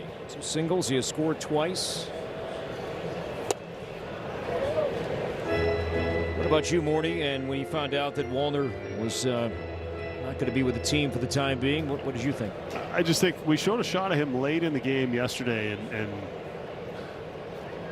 it looked like he just had kind of that look like a little bit defeated. Yeah, there's some frustration there you could see, and not that he's an overly emotional guy that you see there when he's going good. It's not like he's the guy on the top rail jumping up and down either. But well, you know he's in the cage trying different things, trying to do as much as he can. It's tough. I tell you, worst days as a manager is good people, and you're taking their job away at this level. It's just not a lot of fun. We've seen him do this before in the past where he struggled a bit at the big league level. He goes down there, he catches fire, he can hit about 18 home runs in seemingly a month, and then swings right. He comes back up here and has a tremendous second half, and he has as much power as anybody in the game. He throws the ball from the outfield as hard as anybody in the game. He has a lot of tools there, and I think everyone always seems to pick him to be a breakout candidate just based on how hard he hits the baseball. And he's going to need to reduce some of that swing and miss and find a swing that's going to consistently be able to put the ball in play a little more often at the big league level. So see if he's able to make that adjustment. I was thinking about this today with Wallner as Altman bats and now 2 balls and no strikes. Thinking back to very early on with Jose Barrios, and there were so many people in his area, in his mind, working on his pitching, working on his mechanics. Was he showing the ball? It was a collaborative, many different voices for Barrios. And I think the same maybe can be said, Morney's that fair with Wallner and his swing, about where his swing is at, what it looks like, and how this should look moving forward.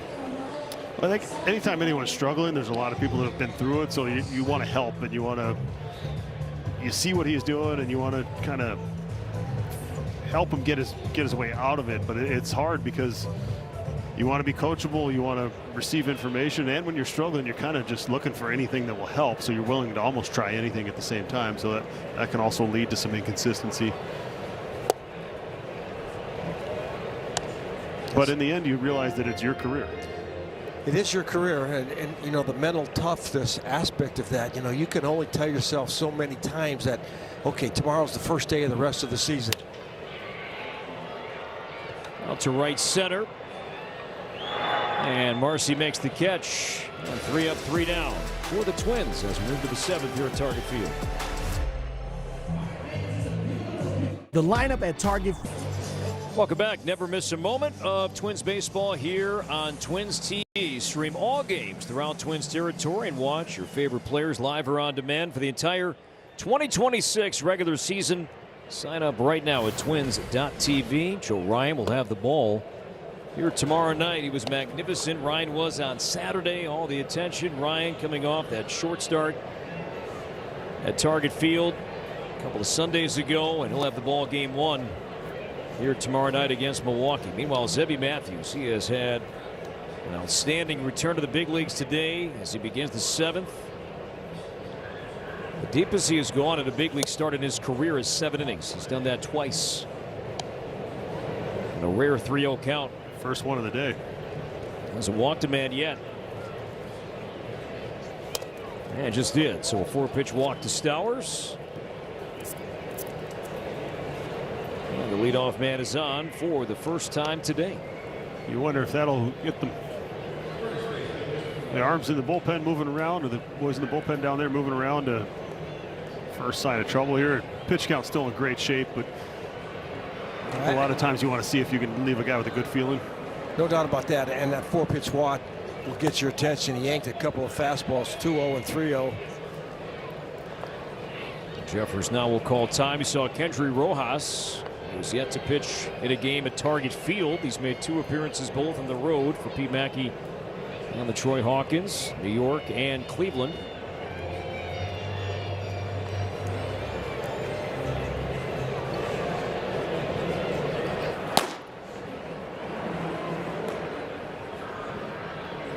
The young Cuban lefty warming up. 1-0 to Morel. There's a strike at 94. Morel, the double today. Marlins have no runs on 4 hits. Morel has one of those 4 hits. A 4th inning double to left.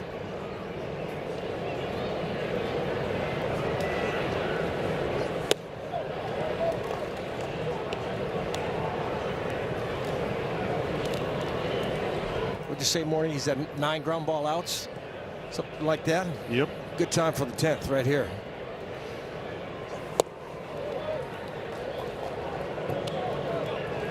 Is this it's interesting to see if it's an adjustment for the Marlins, getting a 3rd look at him, or is it just Zebby just losing the zone just a little bit compared to where he was at?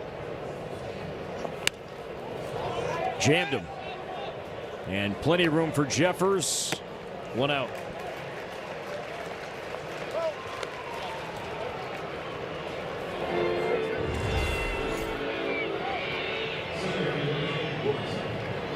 Ooh, hand slip. Shaking out the hand. I don't know if that was from the slip or from getting jammed. Well, helping us out a little bit on a 3-1 pitch. Ball's in off the plate, trying to do too much. Now Jacob Marcy. Matthews has struck out Marcy twice today. Popped up into left, and James Albin. And quickly 2 down. So the walk, and then fell behind Morel. He popped out. Moments later, Marcy flies out. Now is an out away from matching his career high of 7 innings worked in a major league start.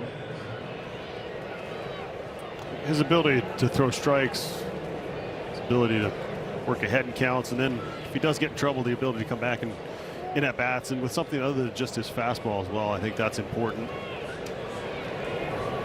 So 2 down for Leo Jimenez. DHing today. He's 0 for 2. Another ground ball bobbled by Royce. He found the handing of it and able to flip to second base for the force. And Zebby is through 7, and the Twins are shutting out Miami. 6 rip Twins as we look at our Toyota game summary. Today it was Austin Matthews delivering a bases loaded 2-run double to get the party started. He also had a stolen base on the afternoon to add to it. 7, 8, 9 hitters for Minnesota. That's Lewis, Outman, and Kreidler combining for 3 hits, 4 runs scored, a couple of walks, an all-around good day from the bottom third. And Zebby Matthews, welcome back to the big league. 7 innings of work, no runs, just 4 hits and 1 free pass, but a handful of strikeouts. Good to see him back. Nice effort in the return, guys. Audra, thank you. And for now, staff leaving him alone. We see Zebby back out for the 8th inning.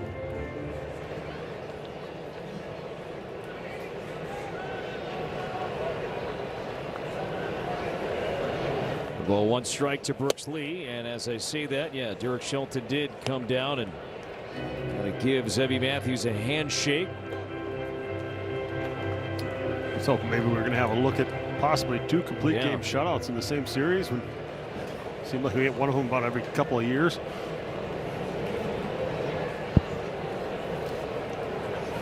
Let alone maybe in the same series. Yeah, but tough call for the manager.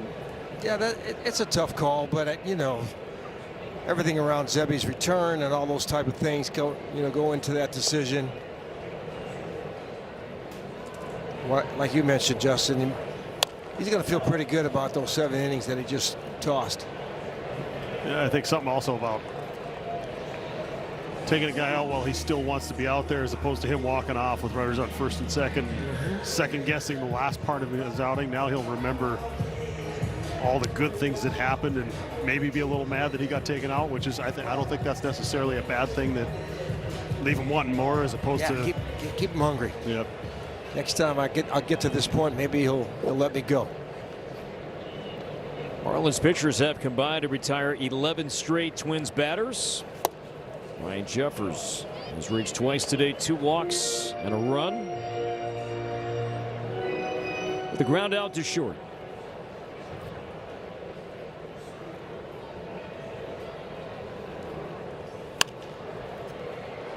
Popped up on the infield.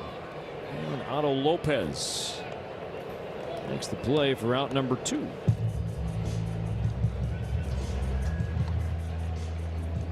From Twins territory to the world, Delta, official airline of the Minnesota Twins. 4th at bat for Josh Bell, 1 for 3. A couple of strikeouts in the middle of that, though. A 2-run double, part of a 5-run Twins second. And with that, Josh reached 700 career runs batted in. He's still 4 homers shy of 200.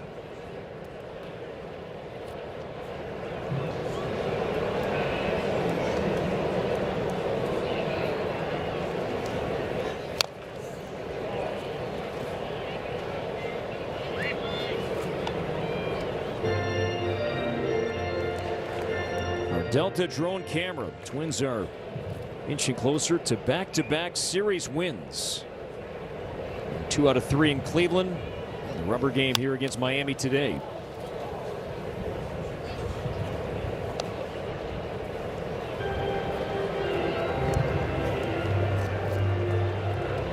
Yeah, winning series is a good thing. You know, when you're trying to get back, hopefully get a chance at some point to creep back to that 500 mark or get above. But so many series, it seems like that we've won that first game and, you know, come back to drop the last 2. So the Twins having a chance to change those fortunes a little bit. We saw the 2 wins at the conclusion of the Guardians series. Atop the Central right now, the Guardians swept the Angels. They're off today. 24-21. The White Sox, winners of 4 straight. And Chicago is 500, 21-21. Division still feels like it's wide open. A little momentum, go on a little run. As Bell strikes out, and again the Twins go down in order. 8th inning coming up. Twins have a 6-0 lead. Twins baseball is powered by MLB. Hoping for anything better than what Zebby gave the Twins today. Very efficient, kept the pitch count down, threw a lot of strikes. Took advantage of the 6 runs the Twins put up early. Talked a little bit about the timing of taking him out of this game. I think it makes perfect sense. Get Rojas in the game and go ahead and try to close this thing out. Like the 10 ground ball outs stand out as much as anything to me. Being able to consistently get weak contact on the ground.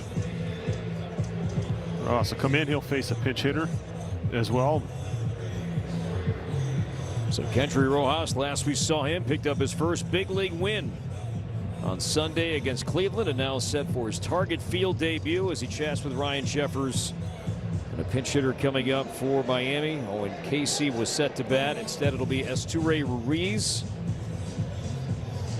Will hit in place of Casey here to begin the 8th inning.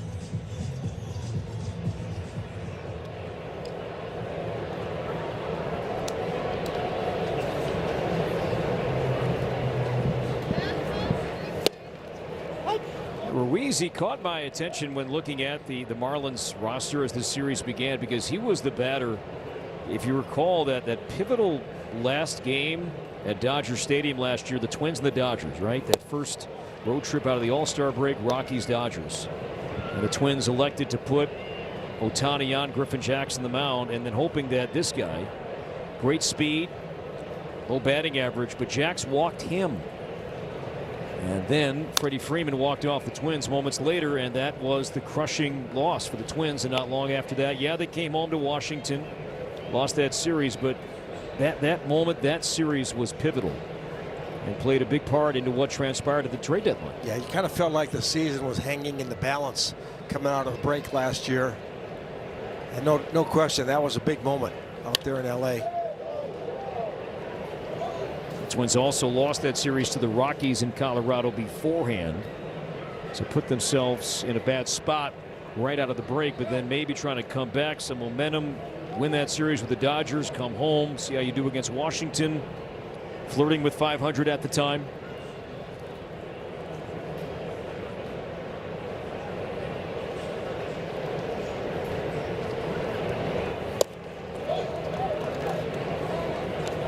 Two and two.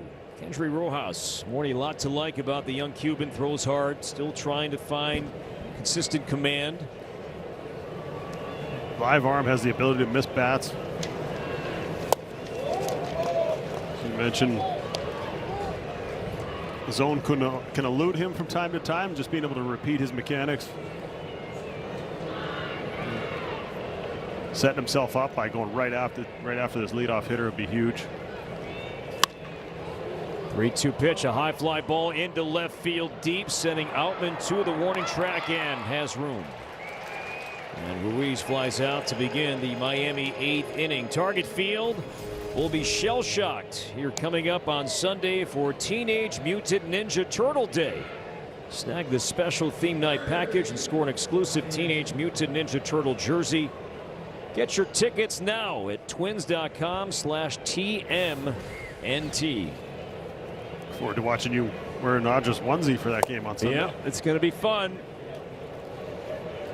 It's going to be fun. Stay tuned for that coming up on Sunday. See what Molly comes up with, his attire as well. But, some options as we honor our favorite Ninja Turtles. I thought Molly said he was wearing his Astudillo jersey here, so that's a great call. It'd be a little safer choice. Great call. Yeah, that onesie, I don't know. I don't know. It'll be. Let me look at it.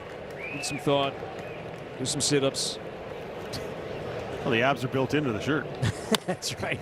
Line to short out of hop. Brooks Lee throws out Sanoa. And 2 away.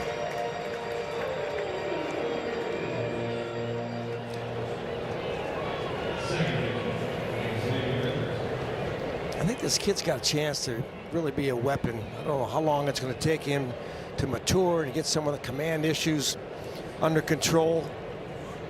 But, you know, like a lot of kids, he's got the stuff. He throws hard. His sliders really got a lot of bite to it. Yeah, there's some life, and it's not just a straight fastball at 97. That's some movement to it. You can see why people are excited about having him in your system, being part of your future. Do you think you're guys that this year, however it goes for Rojas, we begin to at least learn, okay, at this level, is he a starter or is he going to be a potential back-end bullpen power piece? I'm not sure if I've seen enough other than the power at different times when he's gotten that rare opportunity up here. I think that changeup, obviously, if you're going to be a starter, you're going to need that pitch to face right-handed hitters 2 or 3 times through a lineup. 3-0 to Edwards. Strike on the switch hitting second baseman. Pretty free and easy, 97. Dealt with a hamstring injury towards the end of spring training. And there's ball 4. Jeffers going to challenge. Jeffers will challenge. Pitcher's called the ball. Catcher's challenging. Jeffers 21-12 with ABS challenges this season. That was low. Calls confirmed. Minnesota. Yeah, situational, right? Sure. Don't want to allow that 2-out walk there, but. So that's why I think some of it, like when we're looking at the numbers and how are we assessing these guys, how are they using it, sometimes there's a situation where it's like, that's close enough, let's take a shot because the situation calls for it. Well, if guys are trying to be 100%, then you're not going to really take those chances and try and avoid that 2-out walk and some traffic out there.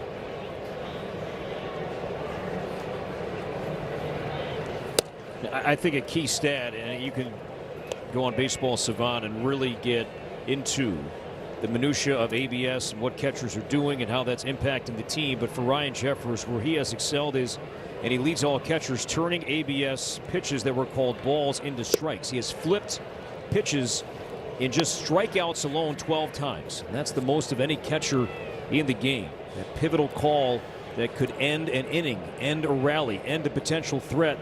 And Jeffers has flipped 12 pitches into strike threes, ending at bats and innings.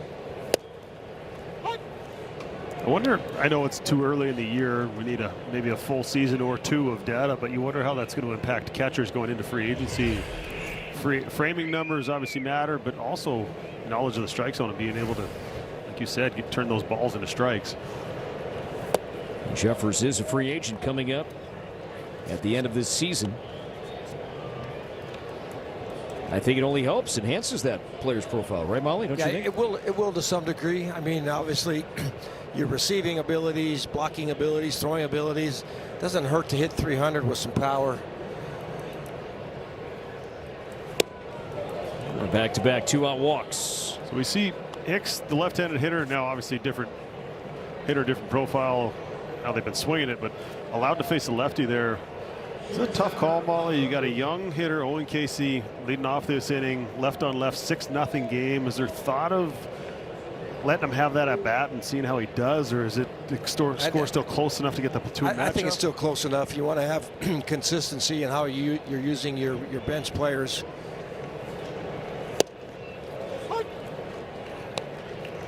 It's that balance of development versus trying to win this game. I think you're still trying to win. I mean, I'm sure they're aware that the Twins bullpen has had its issues.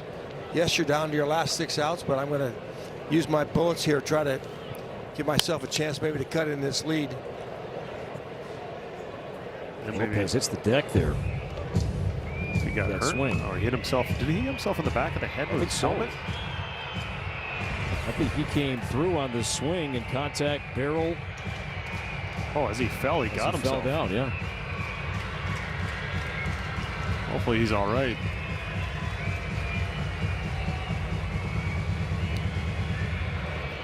Molly, they say show up to the ballpark, you might see something you've never seen before. That was awkward.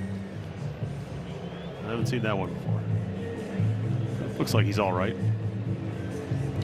Do you think it's a different play with 2 outs than as opposed to leading off an inning, trying to set the tone, get some traffic against the guy who struggled to throw strikes, and maybe you let Casey check that at bat with 2 outs? It's possible, and sometimes you're looking at maybe the bigger picture than just today's game, like you mentioned.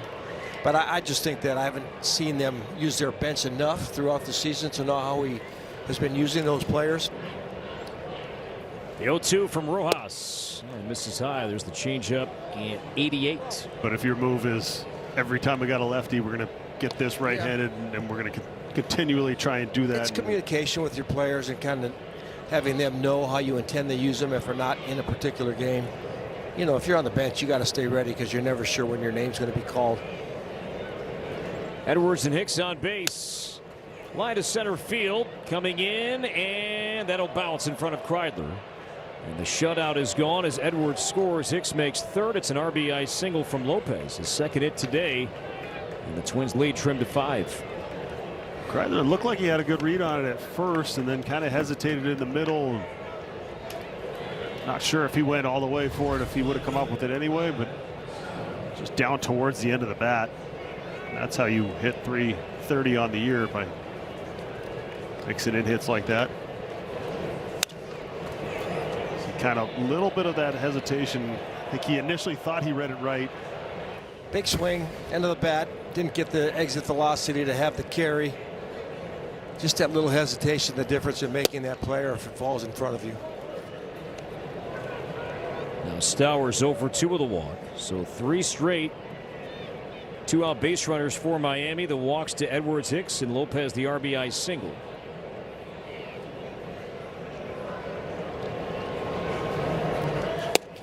Check swing, and he went. Twins bullpen is stirring around a little bit, and they are going to get a fellow reliever up and throwing here momentarily.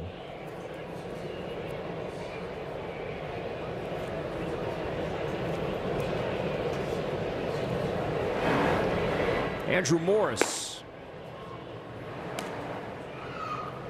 starting to loosen up. Ball and 2 strikes on Stowers.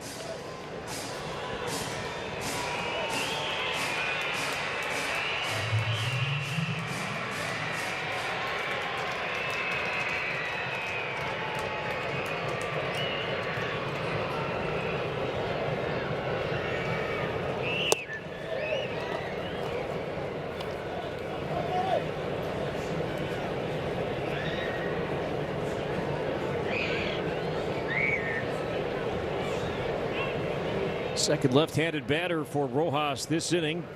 He walked Hicks, but strikes out Stowers with a slider. Couple of walks and a run. 6-1. Twins have the lead. Bottom 8 in a moment.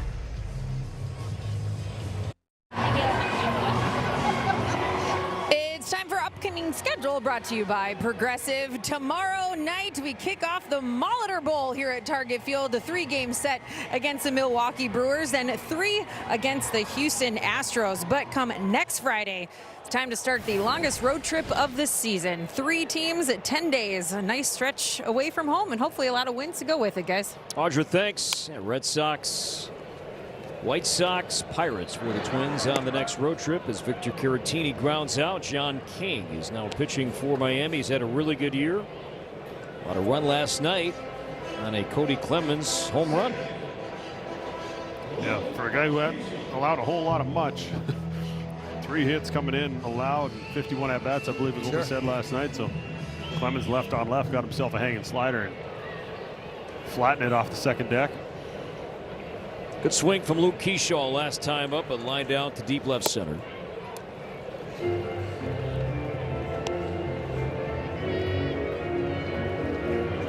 Oh for 3 today, 1 for 10 for Keyshaw in this series.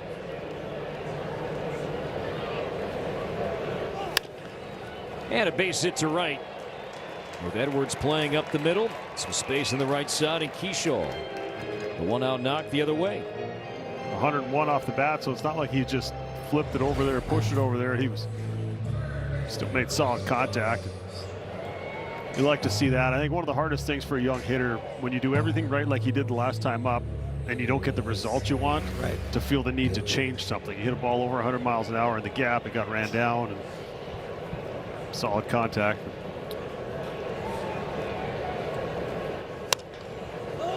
Lewis center the bat, pops it up behind the mound, and some chaos there from Miami, but there was Edwards taking charge as Lopez Sanoa drifted back, wanted to cover second base. Or 2 down. Also kind of Deacon Keyshaw at first right there had thoughts of letting that ball drop, and then you trade.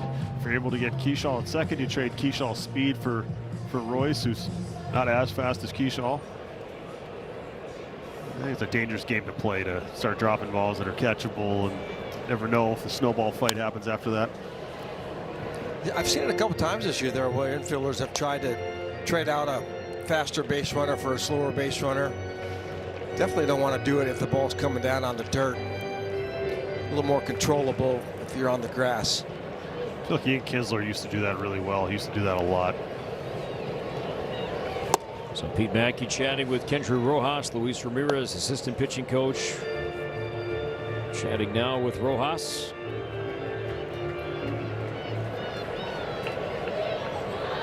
One and one on Ryan Kreidler.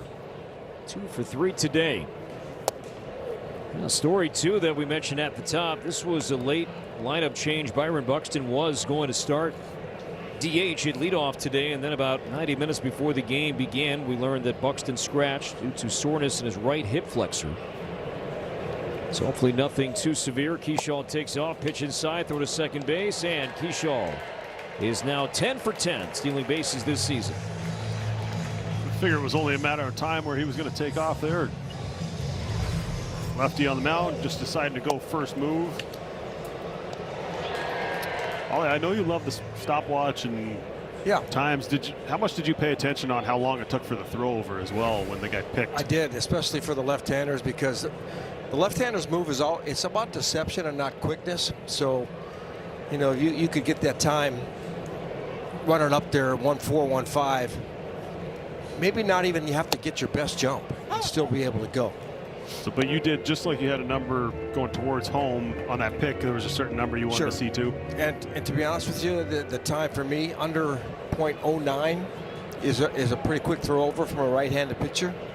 If you get a guy over that .9 or up around a second, it kind of dictates the size of lead that you can take. Ball 4 inside does set up a lefty-lefty matchup for James Outman. So Buxton there, hopefully nothing too serious, guys, and we'll see Byron back in the lineup. against Milwaukee here tomorrow night. I was trying to think of anything that might have happened in that game yesterday that was related to maybe some of that soreness that he was experiencing today. You keep hitting home runs and I was thinking the exact same thing. You keep hitting home runs and you keep crushing balls. 4-15 out to left. Outman to left center field in the gap, and that is a base hit. 2 runs will score. James Outman did not have a single RBI until today, and now he's knocked in 3, and the Twins have an 8-1 lead. But if he's able to consistently start doing this where he's driving the ball all over the field, that's a good sign. We heard Shelty mention he might start to see a little bit more playing time now that Wallner's been sent to AAA. Keeps hitting like that, it'd be hard to keep his bat out of the lineup. But that was kind of an intentional walk for him after Keyshaw stole second. Get Kreidler up there to the right. He had a base open. Okay, we're not going to give in. We're going to go after that lefty on deck, and then Outman makes him pay. So John King, you had the note, Molly, that up until this series he had allowed 3 hits all year. The Twins in 2 days have amassed 3 hits. 2 today and Clemens last night. Yeah, it's good to see. And, you know, Outman, like you said, maybe get a chance to play a little bit more. I mean, he's done some things at this level when he was with the Dodgers and first got up. Just kind of ran into that issue of too many swings and misses. Inconsistent playing time probably doesn't help. But a good day for him. Driving in 3. Austin Martin has been on twice more today. 1-1 from King and a base hit to right. Outman rounding. He will head home, and no throw from Stowers. Austin Martin, his second hit. He's knocked in 3 runs. It is 9-1 Twins here at Target Field. Take that, John King. Talked a lot about the Marlins bullpen, and top to bottom, they've been really, really good. And up until this inning, we hadn't really touched their bullpen today, so it's nice to see the eruption here, make that cushion a little bit larger. And 2 more, some opposite field approaches here. We saw with Keyshaw, even Outman from the left side, and now Martin does the same thing. So that's exactly where I was going. You love it. Just a simple single the other way. Take what the game gives you. A guy's got nasty stuff. Not necessarily chasing power off a guy with the numbers that he had coming in. Take your base hits. Set up an inning for the boys behind you. Yeah, Martin just continuing to do what he's been doing. On base 3 times today. And what he did the final 2 months of last season, and what the trade deadline did, it did create opportunities for a few guys, and this guy right here, he took full advantage. Had a great finish to 2025, and more the same this year, even better. Lee flies to left, and Ruiz, with the wind swirling, runs it down to end the inning. The Twins have 3 more, 3 outs away from another series win. The lineup at welcome back. Top of 9, Twins ahead. This copyright telecast is presented by authority of the Minnesota Twins and may not be reproduced or retransmitted in any form, and the accounts and descriptions of this game may not be disseminated without the express written consent of the Minnesota Twins. A good day offensively for Medi, including all 3 outfielders for the Twins today, and Outman, Kreidler, and Martin. And Kendra Rojas trying to get the last 3 outs here after allowing 1 run in the 8th. Morel, Marcy, and Jimenez to bat for Miami. No balls and 2 strikes on Christopher Morel. He had 26 home runs with the Cubs in 2023. And 95 overpowers Morel there. Second strikeout from Rojas. The old good morning, good afternoon, and see you later. And this is what I was talking about, last inning, that, it's the 9th inning. Again, lopsided game here, but could you one day envision Rojas in this spot? 9th inning, close game with what he features on the mound. Well, he's got stuff to do that if he can throw strikes. Haven't seen enough to see how he can control the running game either. You get in those 1-run situations, and you got to be able to control that part of the game a little bit too, being from the left side.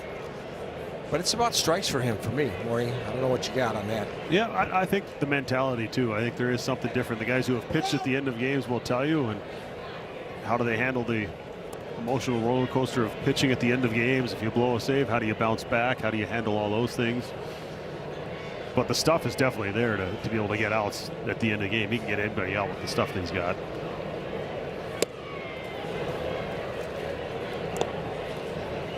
but I think we're not quite as close as maybe we would hope to be. Yeah, we don't want to get ahead of ourselves trying to speculate too much. It's kind of fun when you're talking about a talented kid like this. Off the mound, Brooks Lee on the second base side. Route number 2. Stay tuned. Twins postgame is coming up with Marty, Tim, and Audra. We'll hear from Derek Shelton. Some clubhouse reaction. Also get you ready for the upcoming series with Milwaukee and a Joe Ryan start tomorrow night. Stay tuned. Twins postgame is coming up next. There they are right there. What's up, Marlins? Timmy Lauds, wake up. There's some hair and makeup right now.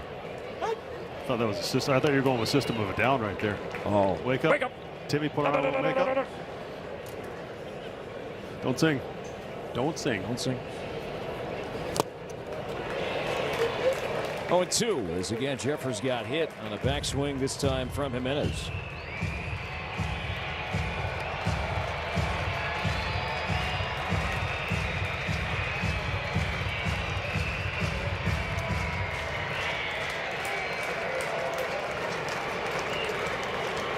The 0-2 from Rojas.